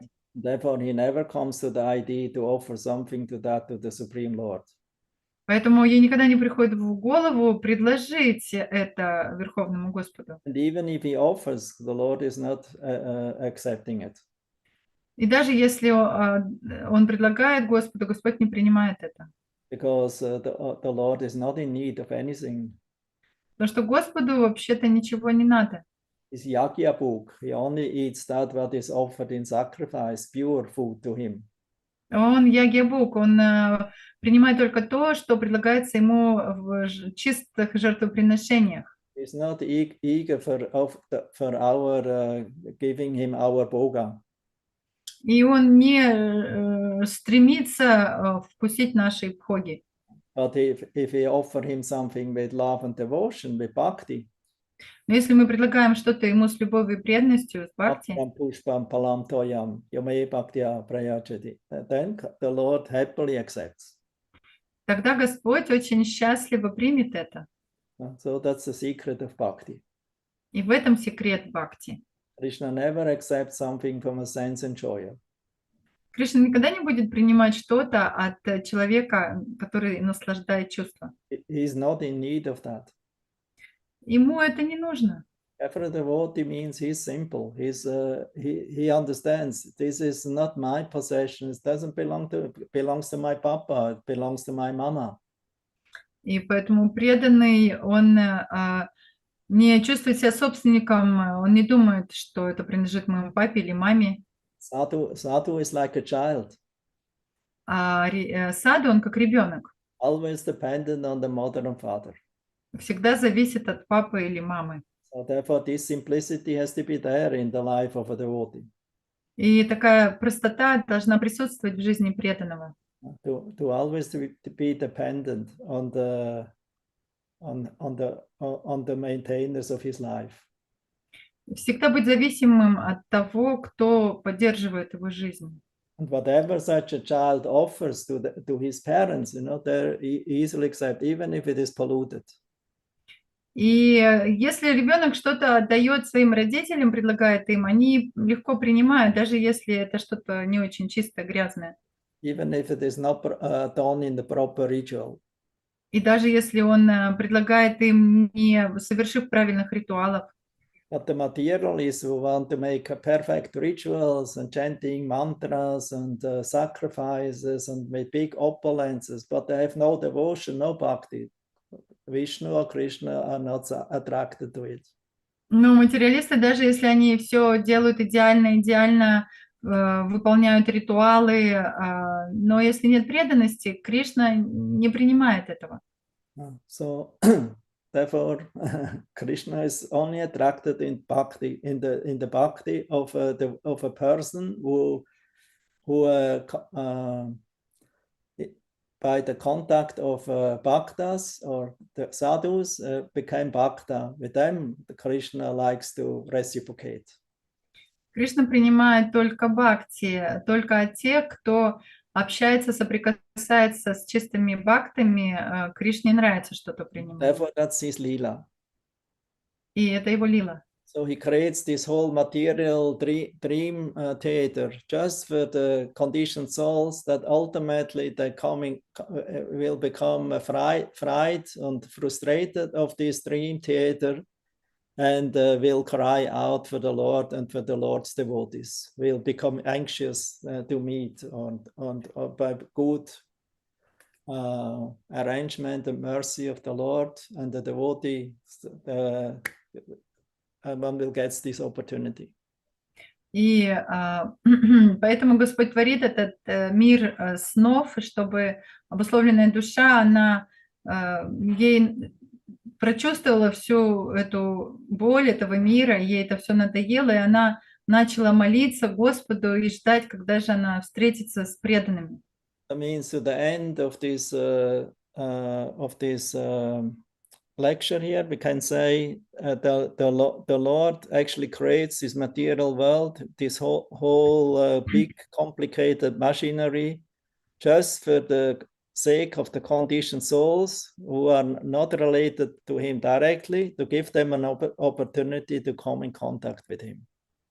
И другими словами, можем в конце, в заключение сказать, что Господь создает весь этот очень сложный, сконструированный материальный мир только для того, чтобы дать возможность обусловленным душам, которые не связаны с ним, прийти в соприкосновение с ним. Therefore, in this sense, we can say this is the Lord's great mercy. И в этом смысле мы можем сказать, что это великая милость Господа. It's not cruel. It's not that this material world is very dangerous. It's a devil, as some religions or philosophers think. И Господь, Он не жестокий, Он не создает этот материальный мир как дьявола, как некоторые говорят, что этот мир как... If you're in prison, you don't have to be eternal in prison. If you behave proper, you can come out earlier than you are supposed to stay. Если вы попали в тюрьму, не обязательно, что вы теперь вечно будете сидеть в тюрьме. Если вы хорошо будете себя вести, вы можете и досрочно выйти. But we have to behave proper. We have to be determined. We have to be steady, fixed. Но нужно вести себя правильно, нужно быть очень решительным, сконцентрированным. Ready to follow with simple-mindedness. И быть готовым следовать всему с простым умонастроением. Then we can make progress. Then we can receive mercy, more mercy. тогда мы будем прогрессировать и получать милости больше и больше. Srila Prabhupada many times told the Lord is more eager that we come back to him than we are eager. Шрила Прабхупада говорила, что Господь, Он даже больше хочет, чтобы мы к Нему вернулись, чем мы этого хотим. Because in Maya we think, oh, it's not so bad here. Но, находясь в мае, мы думаем, ну, не так-то тут уж и плохо. That's the illusion. И вот это и есть иллюзия. But that's not the fault of Maya. Но это не вина Майи. It's her business, you know. Это ее задача. So it's our fault, you know, or our weakness that we remain attached to her despite of the many lessons we got. Это ее задача для того, чтобы мы получили много уроков. То есть мы не учимся тому, несмотря на то, что она дает нам много уроков. So the material world is not bad, it's Daivi Prakriti. Материальный мир, он неплохой, это дайви пракрити. It is very difficult to overcome, but if we learn how to surrender to Krishna, then we easily can overcome her. She let us go. Его невозможно преодолеть, но если мы научимся предаваться Господу, тогда мы сможем с легкостью вырваться, и она нас отпустит. But we have to remove our filters from our mirror of the heart or mind. Но мы должны снять эти фильтры с нашего зеркала сердца и ума. Even the white covering of the mirror, you cannot see the Lord. Даже если зеркало покрыто белым чем-то, мы не сможем увидеть Господа. The mirror is covered by blue and black, then no chance at all. А если оно чем-то еще и темно-синим или черным покрыто, тогда вообще мы не If the сможем. mirror is covered by red, also no chance. И даже если зеркало покрыть красным, тоже нет шансов увидеть. So it's not the goal now to smear more colors on the mirror. Поэтому это не цель сейчас еще большими цветами закрасить зеркало. Our lesson or duty in this life is to purify the mirror. И наша задача, и так уроки также в жизни, мы должны очистить, отмыть это зеркало. That's why we chant Hare Krishna. Поэтому мы повторяем Хари Кришна. Also we cannot do it on our own effort. А потому что мы не можем сами это сделать с помощью своих усилий. But by chanting holy name of Krishna and by hearing Krishna Katha in the association of devotees, then the purification will take place. Но воспевая святое имя Кришны в обществе преданных, так мы сможем это сделать. So then the darpan, the mirror becomes cleansed. И зеркало ума тогда очистится. So then when the mirror is cleansed from the three colors or mixture of the multicolors, then we can see our own self, and we can also see the super self, the super soul. И только когда мы отмоем это зеркало от этих всяких мультицветных изображений, тогда мы сможем увидеть ясно себя и Господа.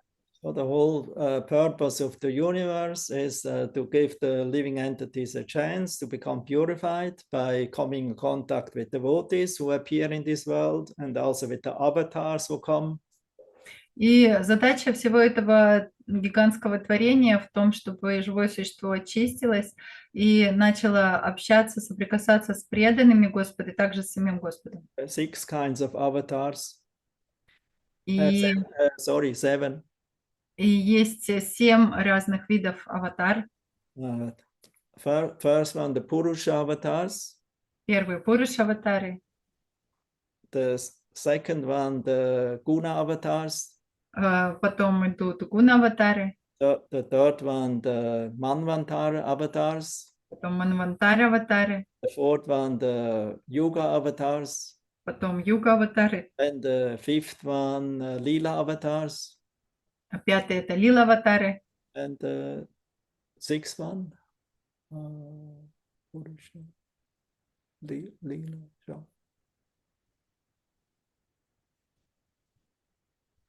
Yuga I told already. No. Lila. Shaktavesha. Yes, thank you. Shakti Avesh avatar. Шактявеш аватары, юга аватары. So these are the six very well-known avatars in the category of avatars. И вот это 6 самых известных категорий аватар во But всех. there's a seventh avatar. Но есть 7 категорий аватар. Who knows? А кто знает? 7-ю? Yuva? Юга? Maybe Archa Guru Maharaj. Yeah. Oh. Да, браво. Archa avatar. Арча аватары. So it's the Archa deity, the deity worship. Shalagram Shila, Govardhan Shila. Поклонение божествам Шалаграм Шила, Говардан Шилы. And therefore, in the Bhagavatam state that these deities are throughout the whole manifest throughout the whole universe. Either they're direct self-manifested or manifested by devotees. Поэтому в Бхагаватам говорится, что эти аватары, арча-аватары, они на самом деле по всей Вселенной находятся, или они самопроявленные, или преданные их проявили. And these Archa Murti or these deities, they are made from the material elements. И эти аватары Арча-мурти, они созданы из материальной энергии. Earth, water, fire, air, ether. Из земли, воды, огня, воздуха, эфира. Even in the mind you can have a deity. Даже в уме может быть божество. There are deities in the water or made of water, water body. Есть божества из воды. Like in Orissa, there is one on the way to Puri. There is one linga of Lord Shiva. He's in the water linga. Как в Орисе на пути в Пури есть одна Шива-лингам, она в воде, это водяная линга. I think his name is Chaleshwar. Я думаю, она называется Чалешвара. Lord of the water. Повелитель воды. So, and in Mayapur also saw one time, there's also one deity of Shiva in the water, not? Now he's not anymore there. В Пури я тоже видела однажды божество Шивы в воде, сейчас его там нет. So there are deities in the fire, there are deities in the water, deities made of wood.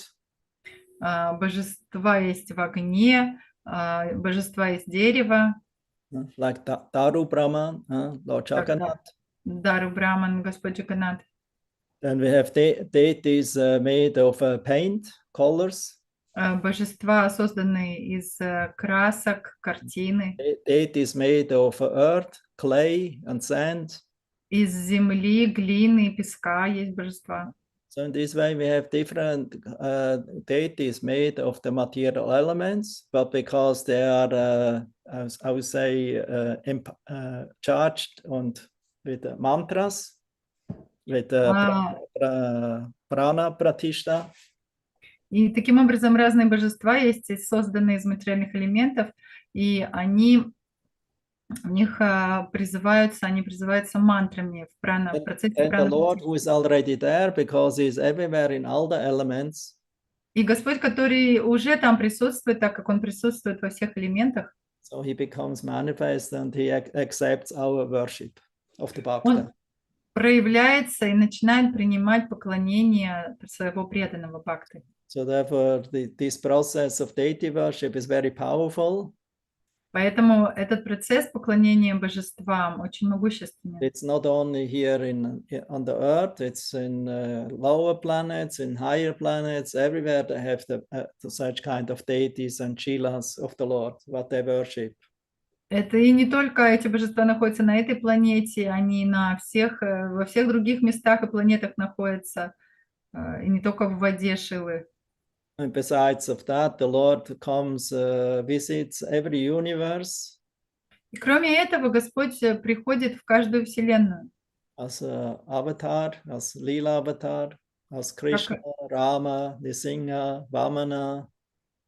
Как аватары, как Лила-аватари, Кришна, Рама, Нрисимха, Varaha, Вараха, Matsya, Матси. Kurma. So that these forms are eternal, and when one Leela is over in one universe, it goes on in another.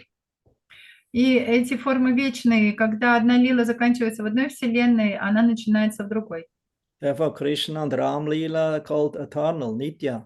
Поэтому Кришна-лилу и Рам-лилу называют вечными, нитья. When one pastime is over in one universe, it continues in another universe. Когда одна лила, одна игра заканчивается в одной вселенной, она продолжается в другой. So as long as the whole material creation is manifested, the avatars are also here. И до тех пор, пока проявлено это материальное творение, аватари тоже присутствуют здесь. At the same time, everything goes on in the spiritual world and also in the material creation. И также одновременно все лилы происходят в духовном мире и также в материальном мире. For the creation is also meant for Lord Vishnu's or Purushas or Krishna's lila. И поэтому творение также предназначено для того, чтобы Господь Пуруша, Господь Кришна проводил здесь свои лилы. It's not meant for the conditioned soul's lila, because that's not a lila. И он не предназначен, этот мир, для лил, обусловленных душ, потому что это нельзя назвать лилами. Mayavadis, they may say, oh, this lila, or sahajas. Майвади или сахаджи говорят, ну, это лилы. But the conditioned soul cannot have a lila on his own. The lila only takes place if one comes in contact with the supreme enjoyer, with the supreme Purusha. Then lila takes place. Обусловленная душа не может иметь лилы. Лила только происходит, когда она соприкасается с Верховным Господом. Because in the eternal lila of the Lord, there's no suffering. В вечных лилах Господа нет страданий. There's all enjoyment. Это все сплошное наслаждение. And it's eternal. И к тому же оно вечно длится. So therefore, Krishna's lila is eternal, and it also takes place in the material world. И поэтому лилы Кришны вечны, и также они происходят в материальном мире. So to wake up the sleeping and the dreaming conditioned souls from the lap of Maya. Чтобы пробудить спящие обусловленные души с колен Майи. Yeah, so therefore, the all attractive forms of the Lord appear in so many different ways. И поэтому такие все привлекающие формы Господа появляются разными способами.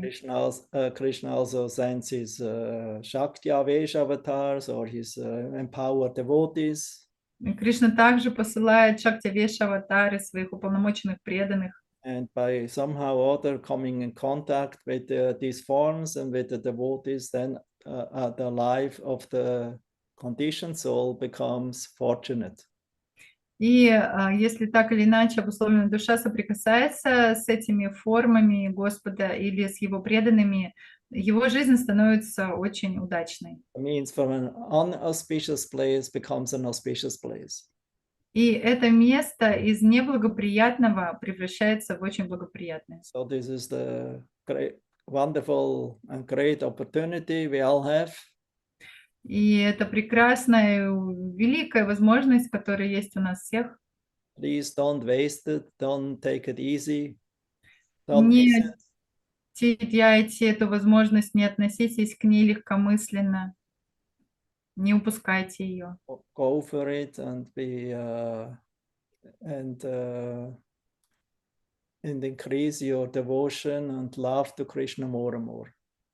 Воспользуйтесь этой возможностью и увеличивайте свою любовь и привязанность к Кришне все больше и больше. The best way how to do that И самый лучший способ, как это сделать, is by engaging in devotional service and also in the Lord's very dear mission to help other conditioned souls to remember them about or remind them about Krishna.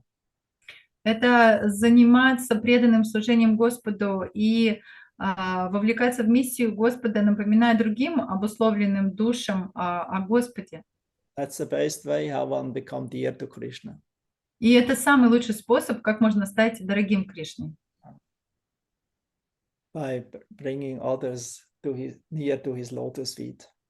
Если мы будем приводить других к его лотосным стопам. So then I stop here. I see there's already one question since 10 minutes up. И я тут остановлюсь, уже вижу, что тут уже 10 минут, как вопрос появился. Who is it?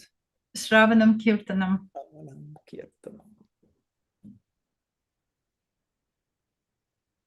Да, задавайте. Харе Кришна, Гуру Махарадж, дорогие преданные.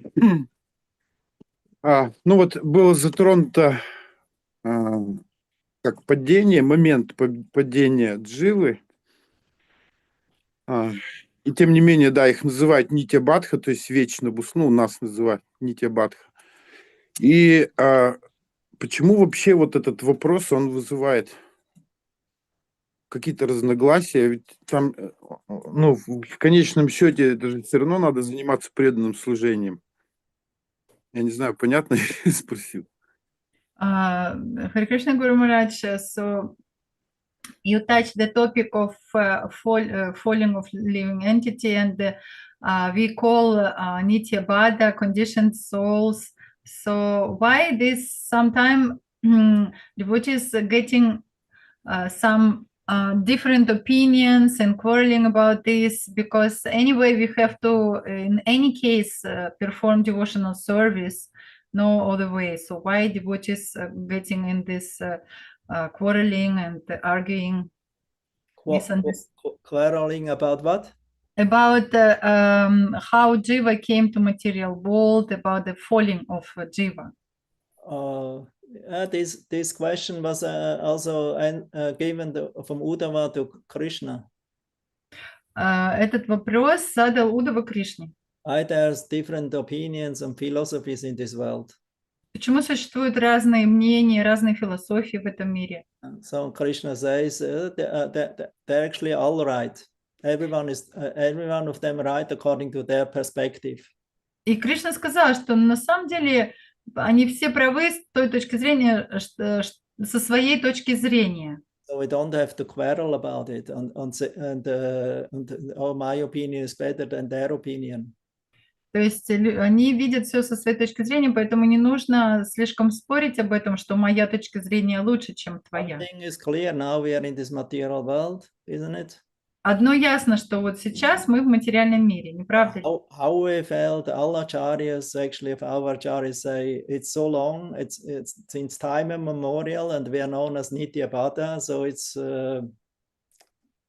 we don't have to find out and waste our time to find out how and from where we fall. И как мы попали в материальный мир? Все ачарьи говорят, что это было настолько давно, с незапамятных времен, что мы уже все забыли, и теперь уже нет смысла доискиваться и выяснять, как это случилось, откуда я упал. So we have to understand our condition, we are fallen. Ну, просто мы должны понять свое положение, что мы падшие. If you look throughout the whole Bhagavatam, you know, that's always stated the same thing. И если мы посмотрим, читаем весь Бхагаватам, мы видим, что там одно и то же говорится.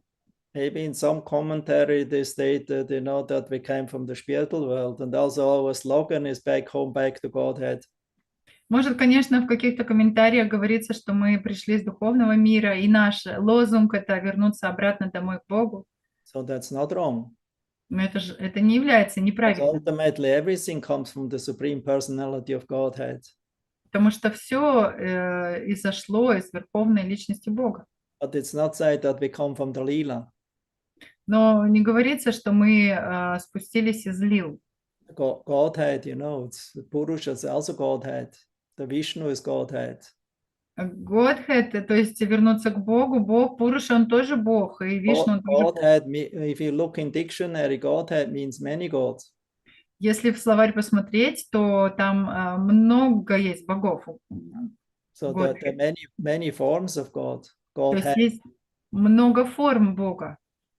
But if you speak about that we come from Krishna's Tu Bhagavan Svayam, from his Leela, Nitya Leela, that we fall from there, I did never find any description from that in any kind of scriptures or purports.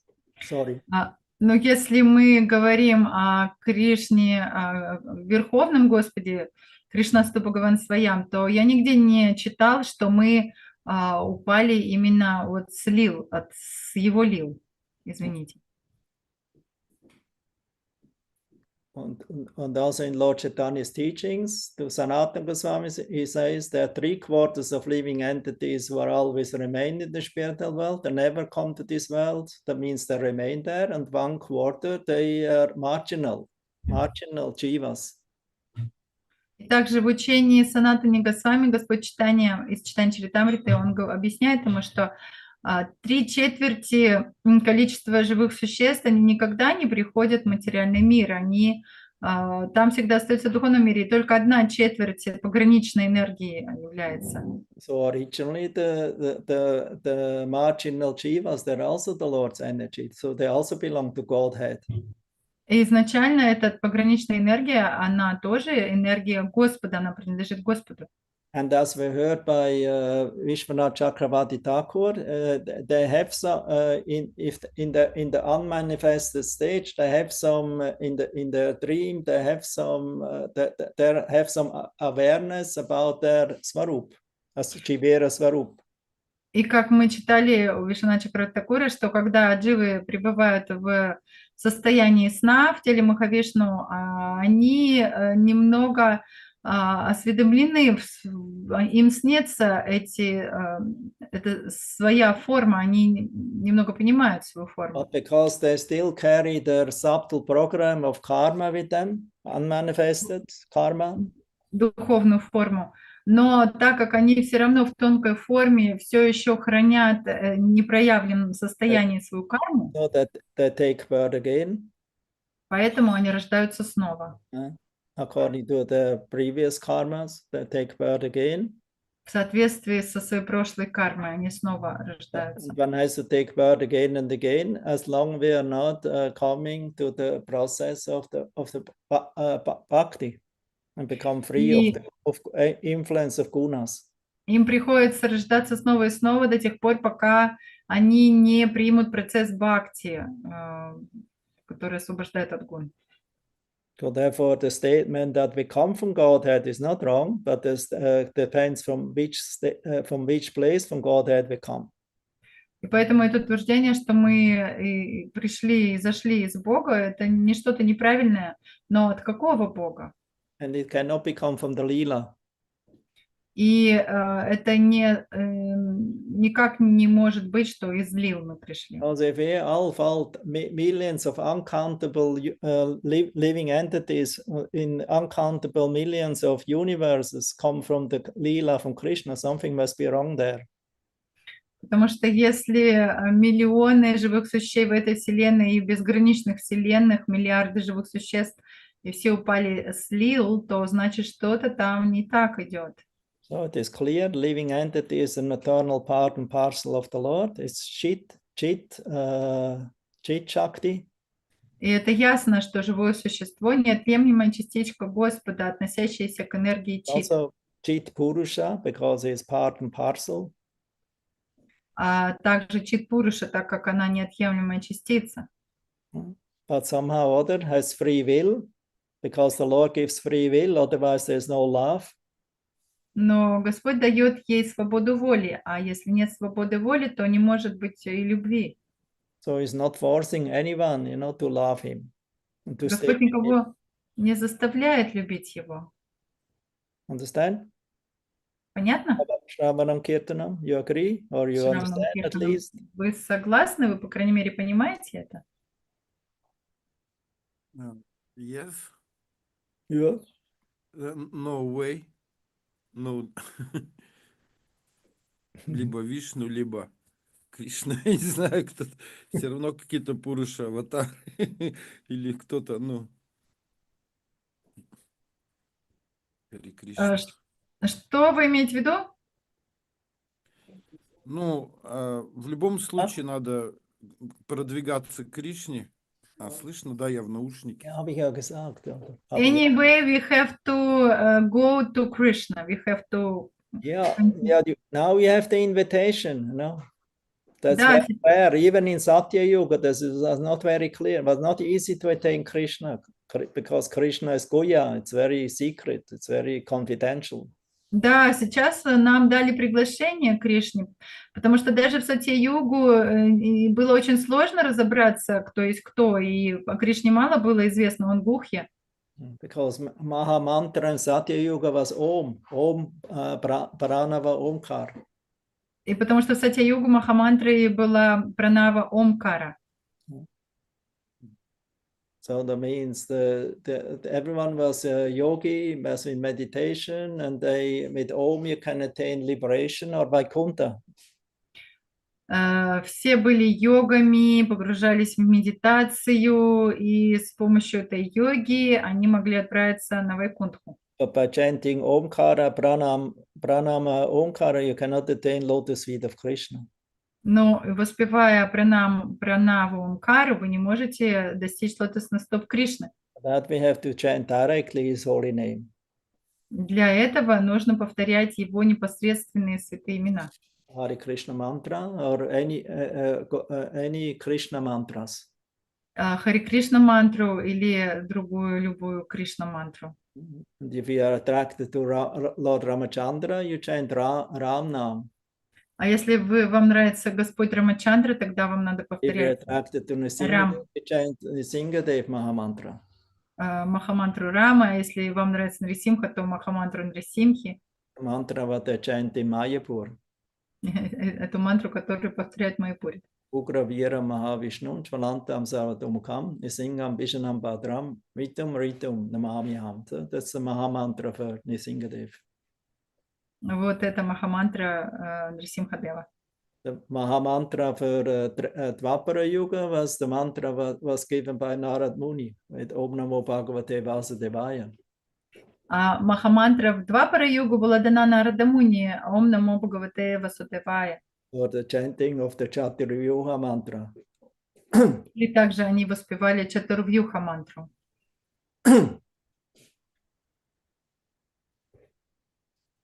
And in Kali Yuga, we have the opportunity for Harinam, Krishna's name, Krishna mantra. В Кали-югу у нас есть возможность воспевать Харинаму, имена Кришны. There's a special mercy and opportunity in the Upanishad Kali. I don't remember the name. There's a Vaishnava Upanishad where Кали Сантатара Упанишад. yes, that Upanishad where it is mentioned that by chanting Hare Krishna Mahamantra, that's the Yuga Dharma for this age. И в Кали Сантатара Упанишад говорится, что воспевание Хари Кришна мантры является юга-дharмой этого века. And in Bhagavatam also you find so many times the mantras of the different names of Krishna, like Kunti Devi. В Бхагаватам тоже мы находим, когда преданные воспевают разные имена Кришны, как Кунти Деви делала. Krishnaya Vasudevaya Devakinandanaya Cha Nanda Gopa Kumaraya Govindaya Namo Namaha. And in the end also she says, everyone who is chanting and glorifying Krishna, his name, his pastimes, qualities, and accepting them, or become happy by seeing other, hearing and becoming happy, they are the proper candidate to become delivered from this material world and attain the shelter of Lord Krishna's lotus feet. И также говорится, что если кто-то очень счастлив, когда он сам воспевает святые имена, прославляет Господа, его качества, деяния, формы преданных, и очень рад, когда видит, когда кто-то это делает, то это подходящий кандидат на обретение освобождения, достижение лотосных стоп Господа. Окей, Шраванам Киртанам. Хари Кришна. Понятно, Шраванам Киртанам? Очень вдохновляющий, Хари Кришна. Very inspiring, Guru Maharaj. Thank you, Хари Кришна. And don't become confused. Не сбивайтесь с толку. Because in this material world so many opinions. Потому что в материальном мире очень много разных мнений существует. But we have to have the whole picture, the whole, not only one thing. Но мы должны всю картину увидеть, а не только часть какую-то You узкую. have to have the whole picture and concentrate this in a single-mindedness. И всю эту картину увидеть и свой ум настроить на концентрацию в одну точку.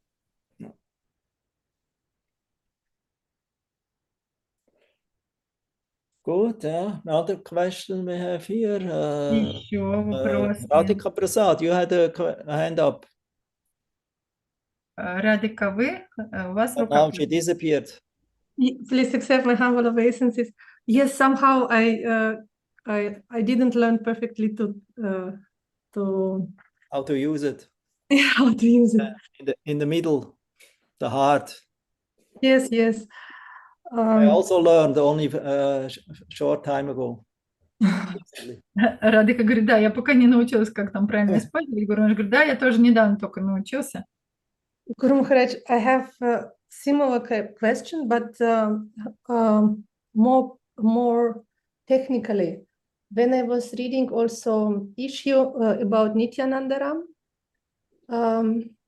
my understanding, also I got such understanding, and I wanted from you if it's okay or not. Okay. Like Svarga, and we have Svarga and Visarga. And we have Lord Krishna, and the first expansion, Swamsha, is Balaram. And another name is Mahasankarshan. And all Jivas are inside of this original Mahasankarshan. Like Heaven is also known as Jiva. Yes, with big letters, Ashraya, Jiva Ashraya. And No, his name is also Jiva. Jiva, But he's not a Jiva conditioned soul. He's a Jiva because he's the origin of Jiva, the resting place of the Jivas. Jivas. And in Mahasankarshan, also there are Nitya Siddhas, these 3 quarters who are in spiritual world in rasa. And 1 quarter is somehow also in spiritual world, but in Mahasankarshan in not activated form.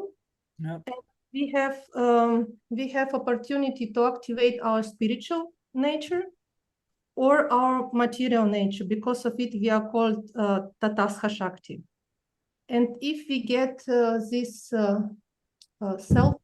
selfish desire, we are coming then to Mahavishnu. Actually, it's also Mahasankarshan, but it's already material abode. We are twice in Mahasankarshan or Mahavishnu. And because Mahavishnu is an expansion of Sankarshan. Sankarshan, yes, because this Chaturvyuha, and then Chaturvyuha for material functioning, and then Mahasankarshan, Mahavishnu, he's like Visarga in material world. Also Mahasankarshan is in spiritual world, and Mahavishnu is in material world. And we are coming to Mahavishnu in material abode. And here, when planets are created, material world is created, then we are coming into active stage, but in material world. And here we have to practice to activate our actually original spiritual nature. And so coming from material world, it means we were in material world, but in Mahasankarshan, not in this active state. Is it true? You read this in the purport. Guru Maharaj, I read something in magazine.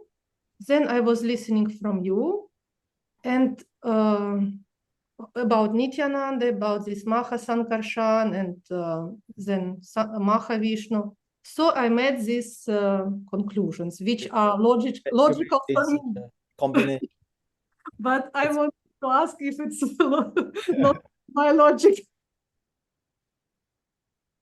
It's quite complicated. I think we should not make it so complicated. The main thing is, we are the Tasha Shakti.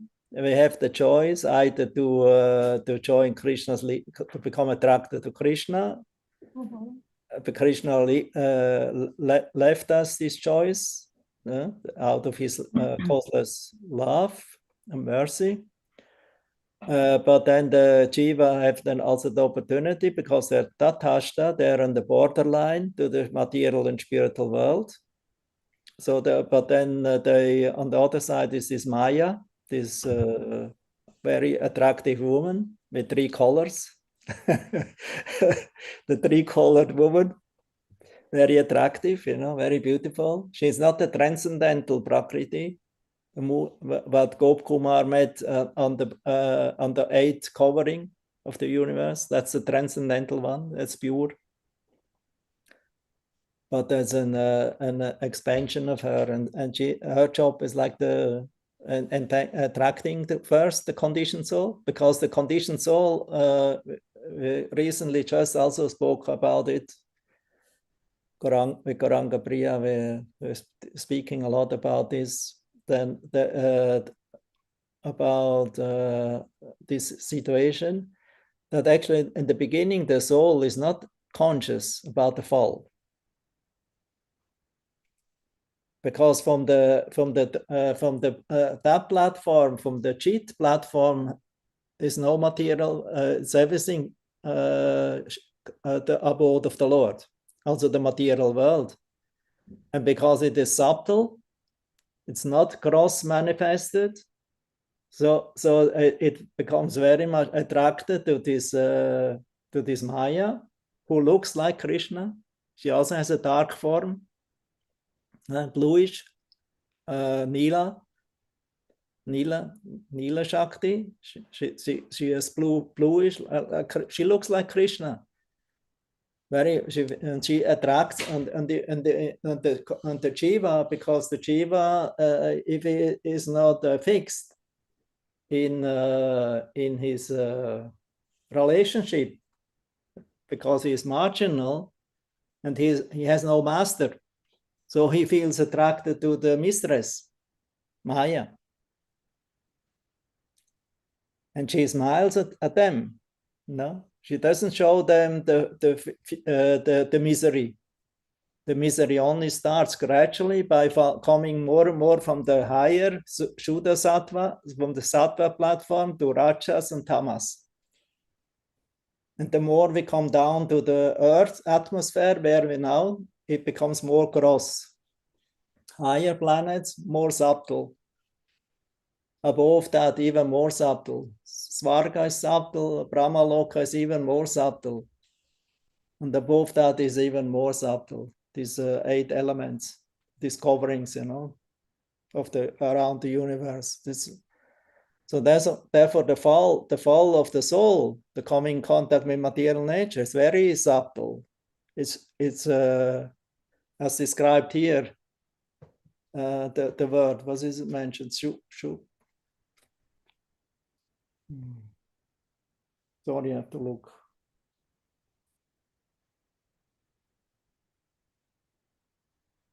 Shukshman, in the verse 4, Saesha Prakritim Sukshman. As his pastime, that Supreme Personality of Godhead, the greatest of the great, accepted the subtle material energy which is invested with the 3 material modes of nature and which is related with Vishnu. That means it is his energy, this Sukshma, but it's subtle. It's not gross. The gross only becomes when the living entities are entering in it, and together with coming in contact with the 3 modes of material nature and with the time aspect Kala, past, present, and future, then the movement of the universe starts to go, I would say, becoming more and more transformed and gross. And therefore, here in the material, in the Earth planet, we have everything very gross. Although the nature behind is actually subtle and spiritual. But we cannot see it because we are so much blinded and so much in illusion by this dream theater of Maya's perfect show. She's perfect, you know. You cannot trick her out. You cannot cheat her. No, she knows everything. She knows our weakness in and out. So we cannot trick her out. Only if we are learning by good chance and mercy and good fortune to surrender to Krishna, and chanting holy name and like that, this process, and as sadhu sangha, then we have the opportunity that this film of Maya, this three-color film, is how say, become dissolved, or uninteresting for you. It's still here, but it's not interesting for you anymore.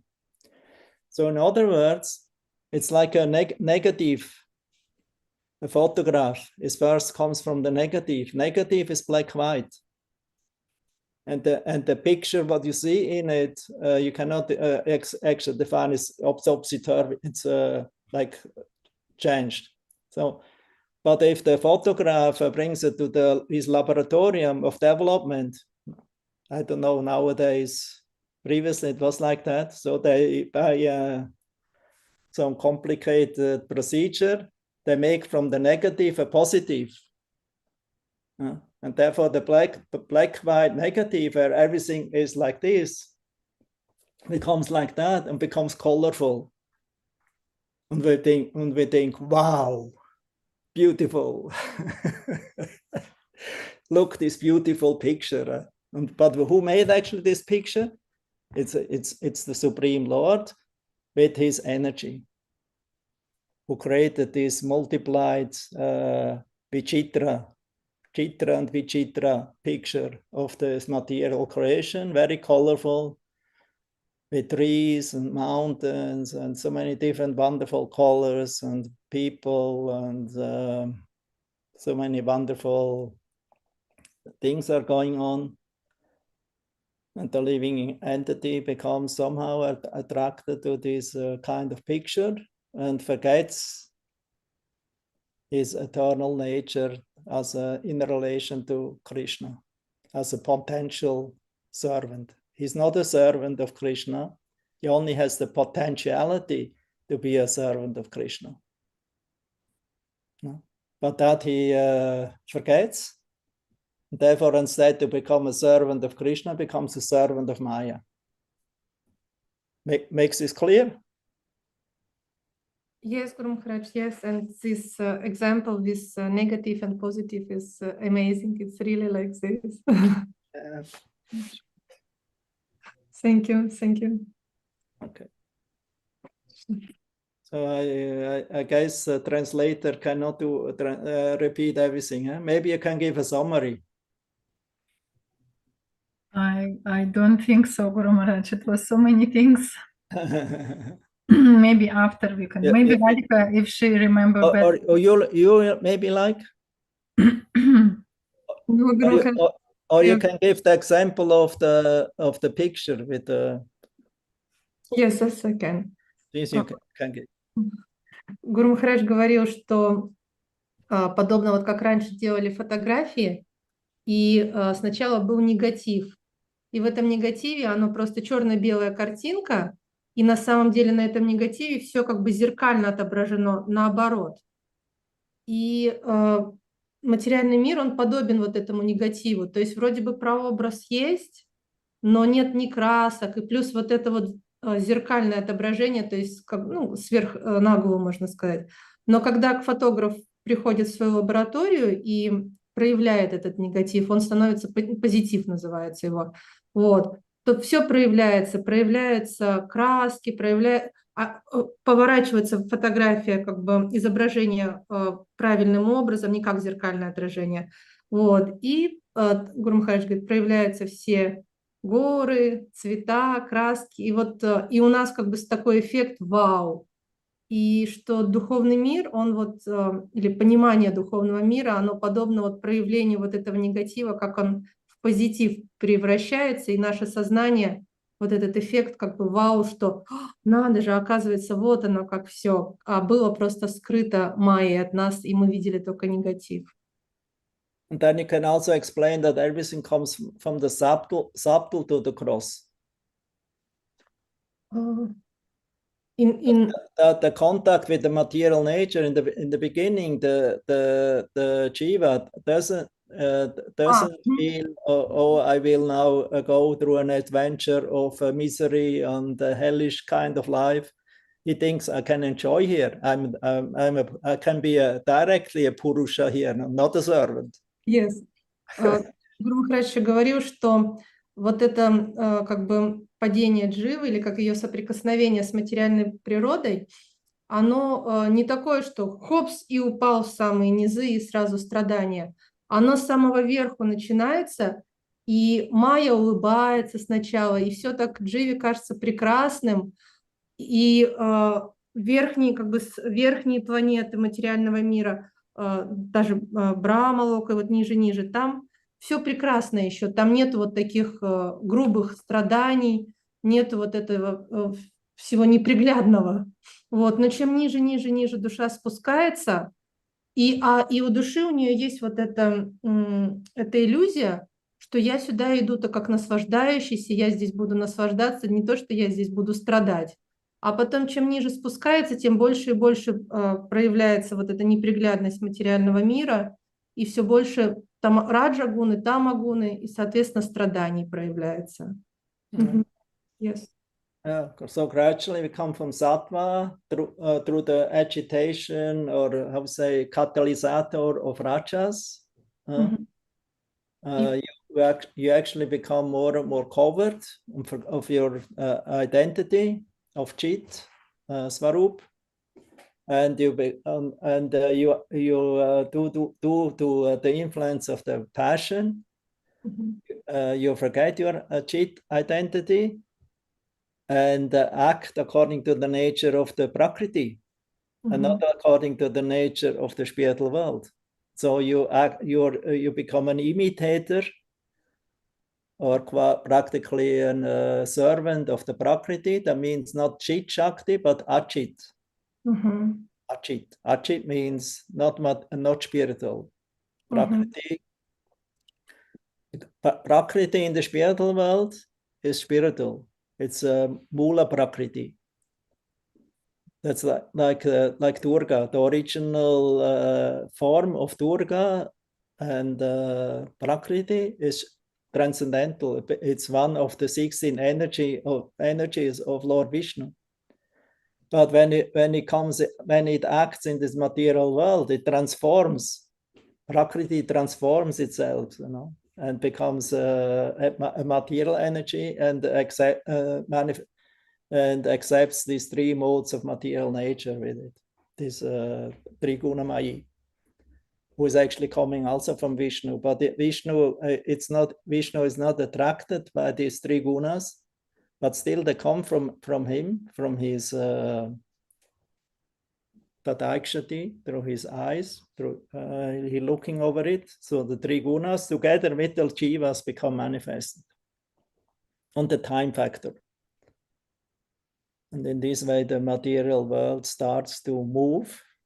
When the time is not here and the three gunas, there's no catalysator and there's no drive, that we can make progress in the creative work of the universe. So it will not become developed like a picture. It will not be developed without the time factor and without the presence of the Chit Shakti, actually the living entities, because the living entities is Chit. And the material world is Achit. So the Achit cannot move without superior consciousness of the soul and the super soul. Anyway, we will have many more topics in these Sankhya chapters of Kapila Dev. we will hear many times more about it and speak, and it will become more and more clear. I can translate, Guru Maharaj, this. У нас еще будет много тем по Сангхи, мы сможем потом все это прояснить, и все ясно станет. Сейчас я только скажу, что до этого Гуру Махарадж говорил. Да, он говорил, что саттва-гуна, потом подключается раджа-гуна, и раджа-гуна, она как такой катализатор, и все начинает крутиться, и таким образом чит, духовная энергия, становится ачит. Хотя пракрити, она по себе духовна, это мула пракрити, то есть изначальная форма, то есть как дурга. Дурга в своей изначальной форме, она трансцендентна, вот эти 16 духовных энергий Господа. То есть они тоже от Вишну исходят. Вот. Но оно трансформируется и принимает вот эти три формы, ну, три гуны, три формы материальной природы. И хотя эти гуны исходят тоже от Вишну, это его взглядом своим он оплодотворяет, но они для него становятся непривлекательным. И вот катализатором вот этой пракрити материальной природы, то есть с одной стороны это чит, потому что без чит-шакти ничего не может без сознания действовать. С другой стороны это кала, время. Вот. И таким образом под влиянием времени и чит-шакти материя начинает как будто оживать, как вот этот негатив. Kala, the time, although it comes from Vishnu, it doesn't influence Vishnu because he's eternal. But the Jiva, because it's Anu, it's very tiny, it becomes the influence of the Kala factor. И время, оно хотя исходит от Вишну, но оно не влияет на Вишну. А мы, хотя мы вроде бы тоже духовны, но так как мы Ану, маленькая частичка, то мы попадаем под влияние времени. Васанта, я тогда отключаюсь, ты. Therefore, we come in contact with the three colors, and then from white, we come attracted to red and to all these varieties of colors, and ultimately it leads to misery. That means we become covered completely by Maya, and she's dragging you down deeper and deeper into the material existence of grossness, as we are now, you know. И поэтому мы, соприкасаясь с этими тремя гунами, цветами от белого переключаемся на красный, и так глубже и глубже в невежество погружаемся, в эту глубину, вот, в которой мы сейчас оказались. Now we are very tight, so much covered by so many layers of ignorance. И мы сейчас прям как в тисках, очень тесно нас окутало много слоев этой материальной энергии. What is ignorance? Что такое невежество? It's earth, water, fire, air, ether. It's in Tamaguna. И все эти вода, земля, огонь, воздух, эфир, это все это тамагуна. Mind is in Sattva-guna. Ум, он в саттвагуне. Buddhi, intelligence, is in Rajaguna. А будхи, разум, он в раджагуне. No? So that means only if Buddhi becomes, the intelligence becomes polluted and diverted from, and how to say, Viparya Smriti, turning away from the soul's eternal nature, it identifies with the mind. It influences the mind and the senses. И когда ум отклоняется от своего истинного положения, то он начинает влиять на ум, и тот перестает осознавать свою вечную природу. The mind is a peaceful fellow. I spoke also last time, I think. Ум, он такой спокойный, так сказать, спокойное существо, как мы в прошлый раз говорили. He likes peacefulness, shanti. Ему нравится спокойствие, шанти. But because rajas on the platform of peacefulness, there's no activity. Но на уровне спокойствия деятельности нет. Therefore, it is the intelligence who infiltrates in the mind's desires and plans, you know, to make plans with the help of the senses to engage in sense gratification.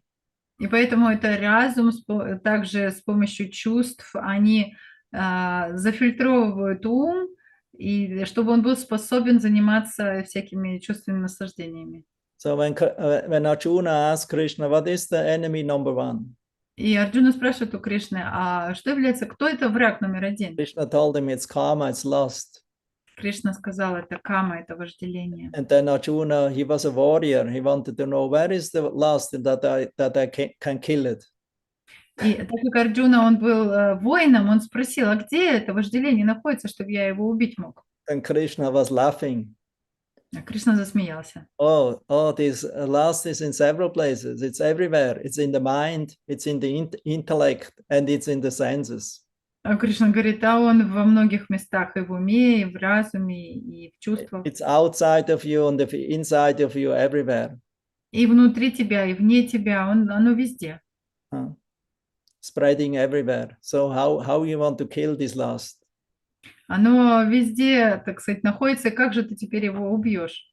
So we can only transform, we cannot kill lust, but we can transform it by engaging our senses, beginning with the senses and with the mind, in Krishna's, with the help of higher intelligence in Krishna's service.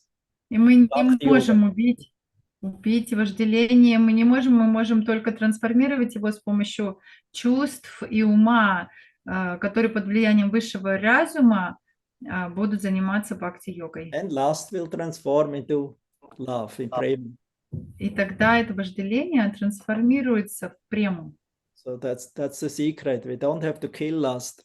И в этом секрет. И не нужно даже убивать вожделение. Because if you kill lust and if you kill all this what the soul, what the conditioned soul likes in an artificial way, the soul will become very unhappy. It will become like that, like a ghost. Потому что если убить вожделение искусственным образом, то, что нравится обусловленной душе искусственно, то она будет как привидение, как убитая. Therefore, Krishna says we cannot take the taste away from the conditioned soul. We have to give him a higher taste. Param trishva nivartate. Поэтому Кришна говорит, что невозможно забрать вкус у обусловленной души, просто взять и забрать. Нужно дать ей высший вкус. Парам тришва. Also, if we all have a high, have experience of a higher taste, then very easily we can give it up, the lower taste. We will not miss it anymore. Потому что если мы начнем испробуем этот высший вкус, тогда мы с легкостью откажемся от низшего вкуса, и мы даже скучать по нему не будем. Yeah, that's a long topic. Kind of making whole classes about that also. That's unending. But we have more classes hopefully in front of us.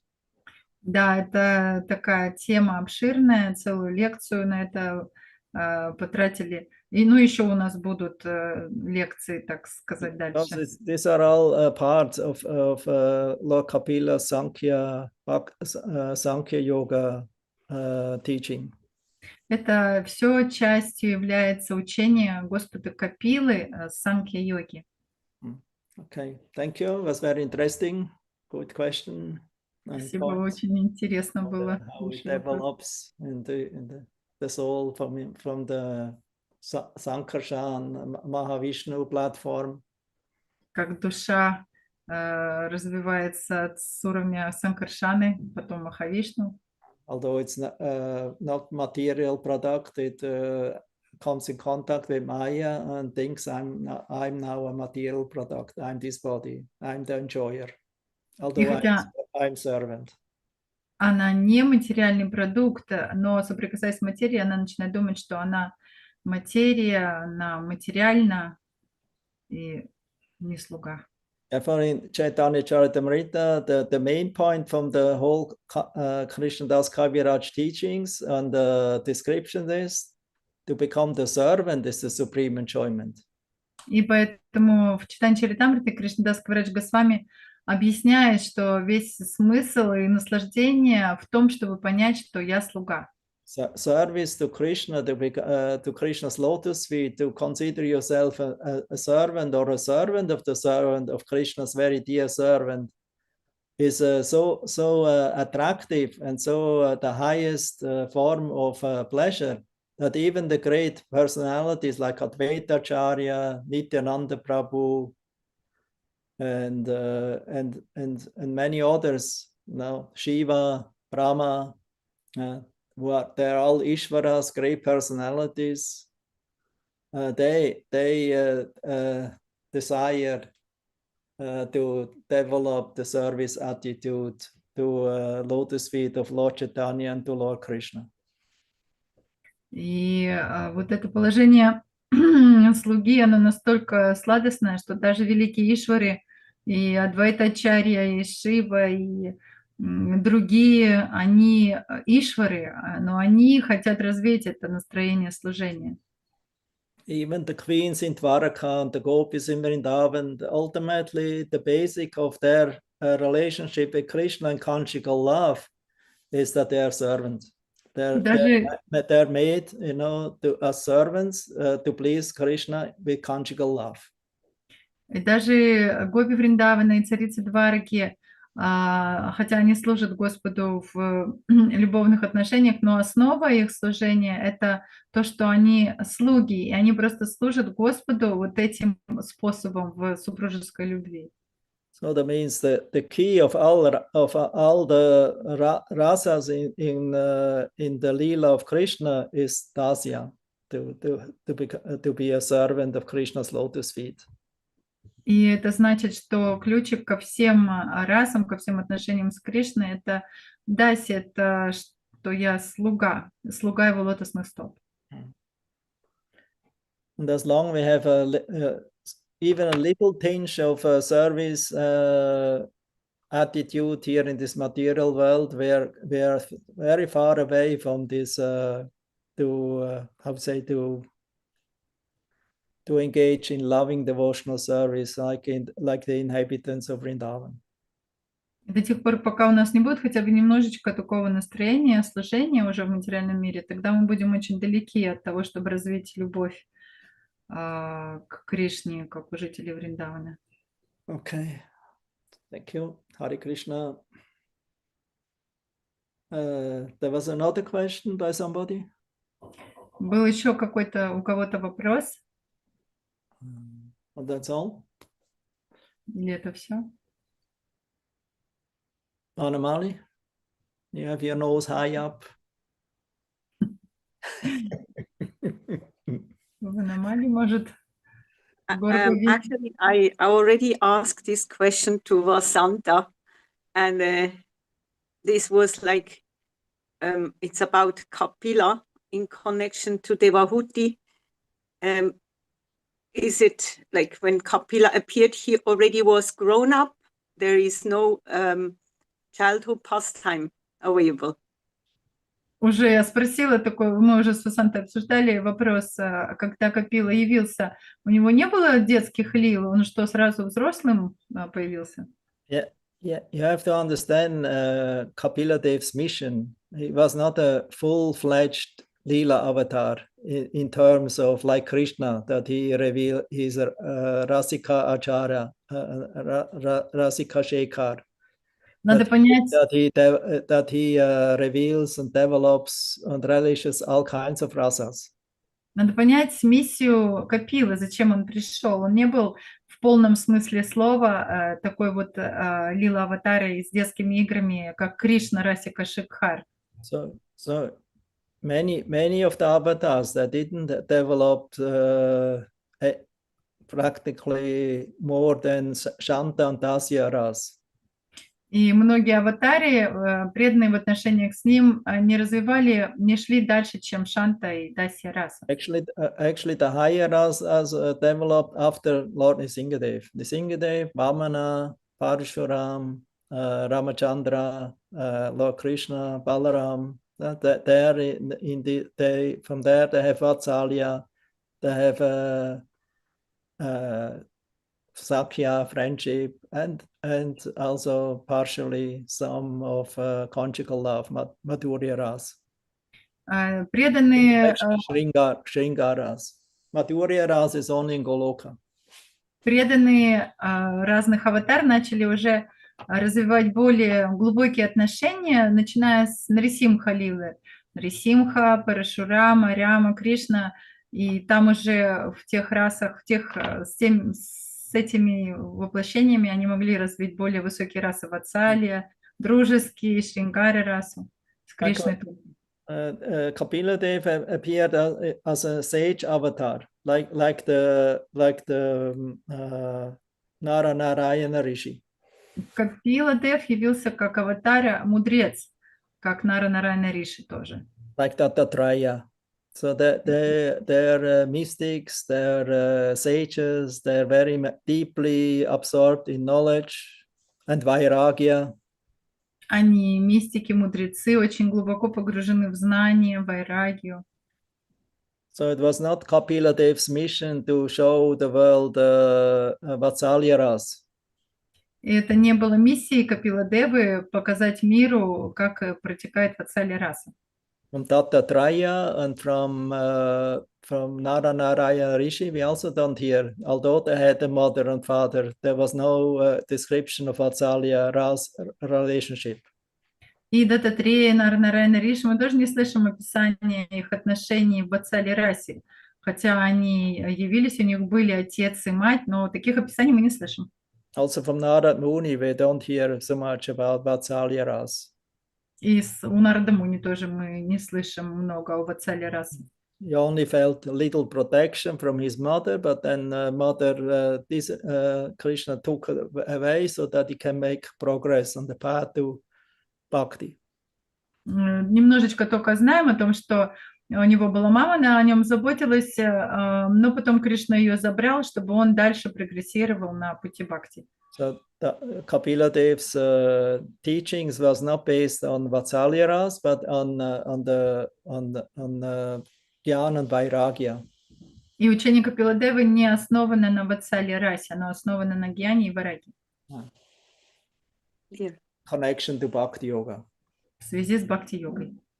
That's the significance of Kapila Dev. So he represents Lord Krishna's from the 6 opulences, his Gyan and Vairagya. И в этом значимость явления Капила Дева. Он представляет достояние Господа Гьяну и Вайраги. And that he was teaching to his mother and to other sages. И этому он обучал свою маму и других мудрецов. And it's recorded in the Bhagavatam.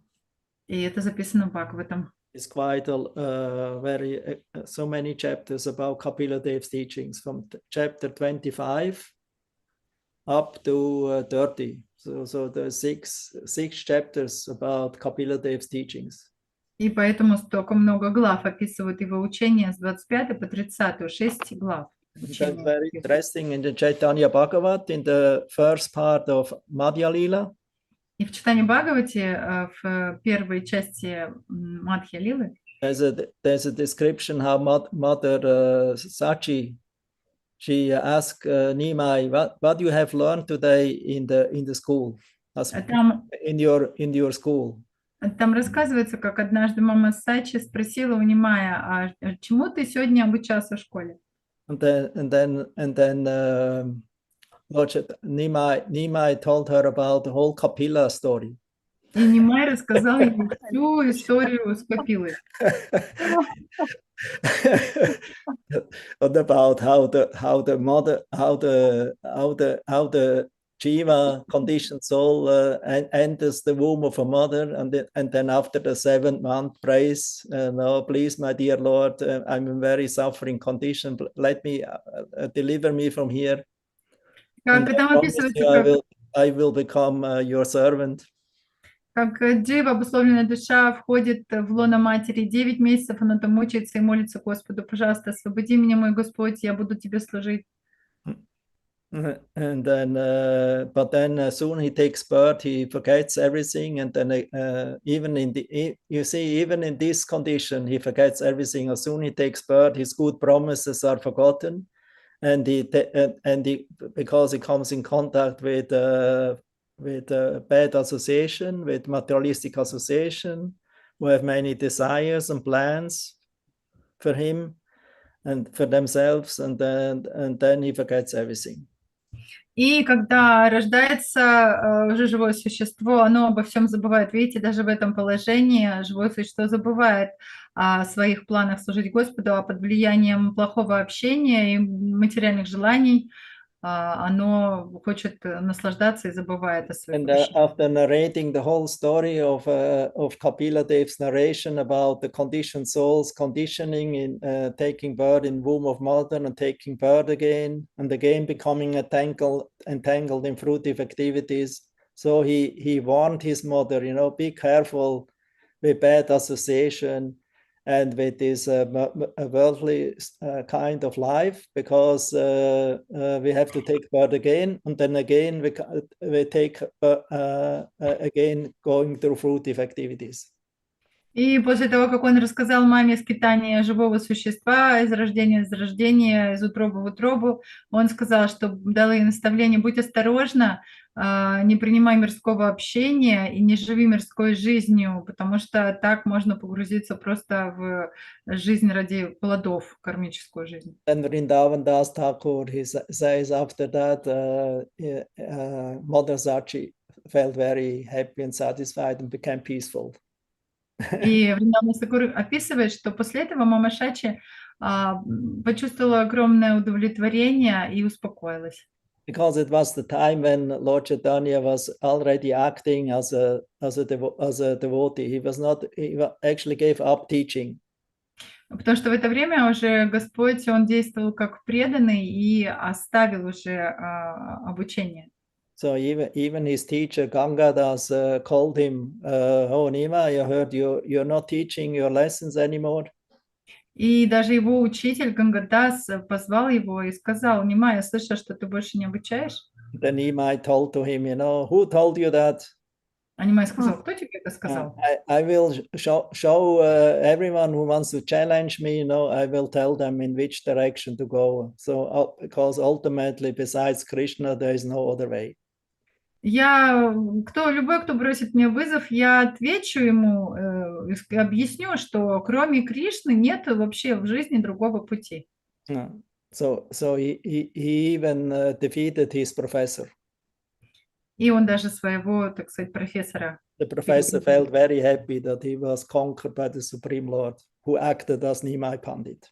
Он его победил, и профессор чувствовал себя очень счастливым, что Верховный Господь его победил в форме Нимая Пандита. So, ultimately, Lord Chaitanya wanted to prepare his Sankirtan mission.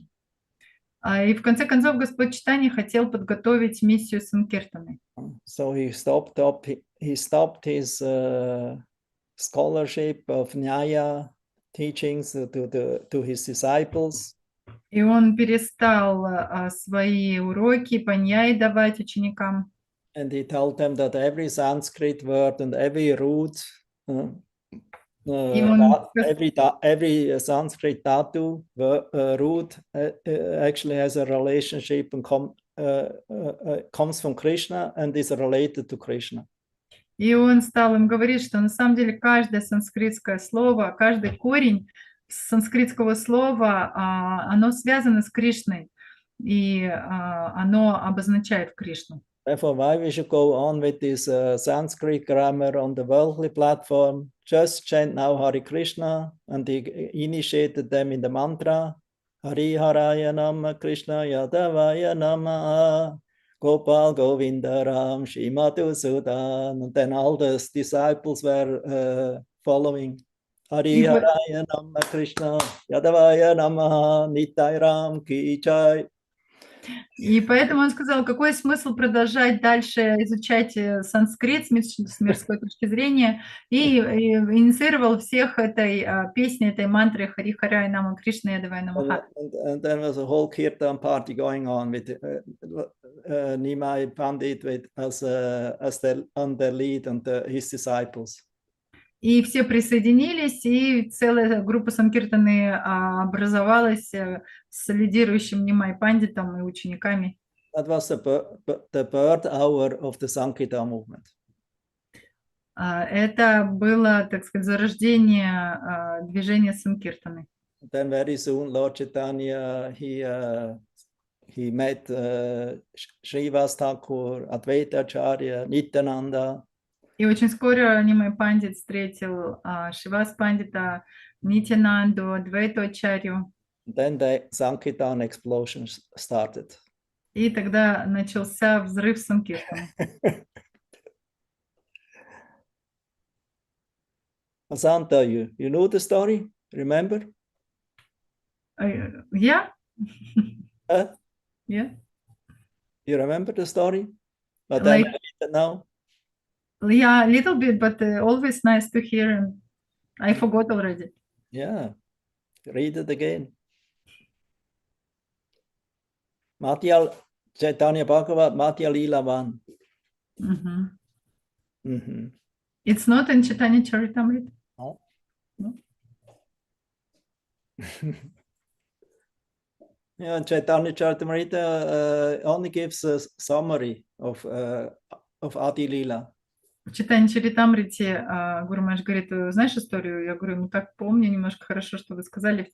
Она в Читании Бхагавате находится, а в Читании Чаритамрите только вкратце они упоминаются в Ади Лиле. Therefore, Krishna Das Kaviraj Goswami emphasized, read Chaitanya Bhagavat, read Chaitanya Mangala from Vrindavan Das Thakur, if you want to relish Lord Chaitanya's childhood and youth pastimes in Navadvip.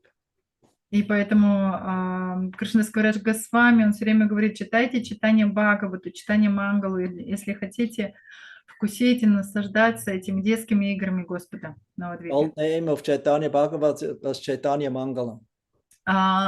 Старое имя читания Бхагаваты, начальное, было читание Мангала. He emphasized read Chaitanya Bhagavat because Right. Vrindavan Das Thakur is the Vyasa of Chaitanya Lila. И Кришнадас Кавирадж Госвами все время просит, читайте читание Бхагавату, потому что ее написал Вриндаван Дас Такур, а он является Вьясадевой в читании Лили. We have it in Krishna's world. It's maybe Radhika Prasad can post it. Madhya Lila 1. У нас есть в мире Кришны в нашем журнале, может быть, Радхика Прасад может его опять Maybe year 2022, 23. пост сделать, это 22 или 23 год, Мадхья Лила, первая часть. Because the whole Adi Lila, Madhya Lila we have in Krishna world. Вся Ади Лила и Кришна и Мадхья Лила у нас есть в мире That's Кришны. very nicely to read, very concentrated with pictures and with subtitles. Очень приятно читать, там такая концентрированная версия с картинками, с оглавлениями. Good, thank you very much, Hare Krishna. Then we stop here. Good end. Спасибо большое, Хари Кришна, спасибо. Thank you, Guru Maharaj. Hare Krishna. Hare Krishna. Hare Krishna. Hare Krishna. Krishna. Спасибо, Guru Maharaj. Hare Krishna. Thank you, Guru Maharaj. Hare Krishna. Thank you. Hare Krishna. Thank you, Guru Maharaj. Thank you, dear Guru Maharaj. Thank you, Guru Maharaj. Hare Krishna. Bravissimo. Hare Krishna. The folded, Krishna, Guru Maharaj. I cannot find folded hands in my. No. It was here. I think you did. No, it's only a. Yeah. But there's folded hands also, but I have not in my place. Huh? Goranga Priya says I can't do it like this. You did something, Guru Maharaj. You did like this. Yeah. You Okay. did this. Radhika, don't forget, huh? You know what you have to do.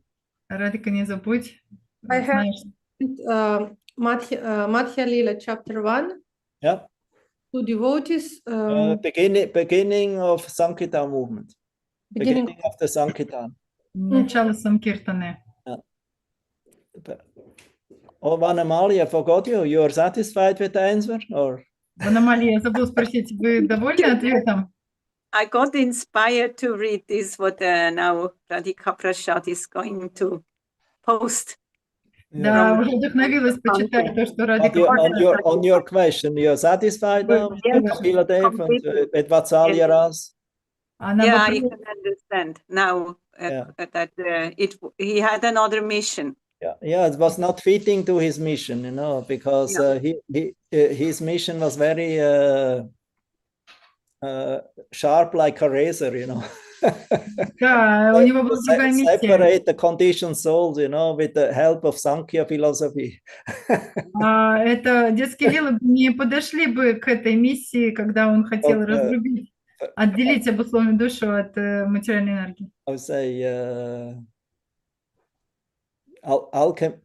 alchemistic process, you know, how to separate the attachment of the soul from the Prakriti and the 24 material elements and connect him with the Purusha, with the Supreme Personality of Godhead.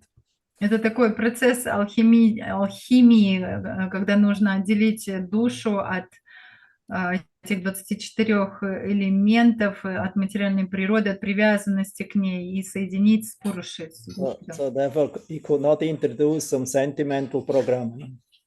И он не мог тут еще вводить какие-то сентиментальные программы. Of Vatsalya and Sakyara. Ватсали и Сакирасы. Because that he left to Ramachandra and to Krishna. Это уже он оставил Рамачандре и Кришне. To Lord Chaitanya. И Господу Чайтанье. Okay, Haribol. Хорошо, Хари Кришна. See you next Sunday. Увидимся в следующее воскресенье. Hare Krishna. Хари Кришна, Гурудев, Ки Джай. Нет, Hare Krishna. Haribol.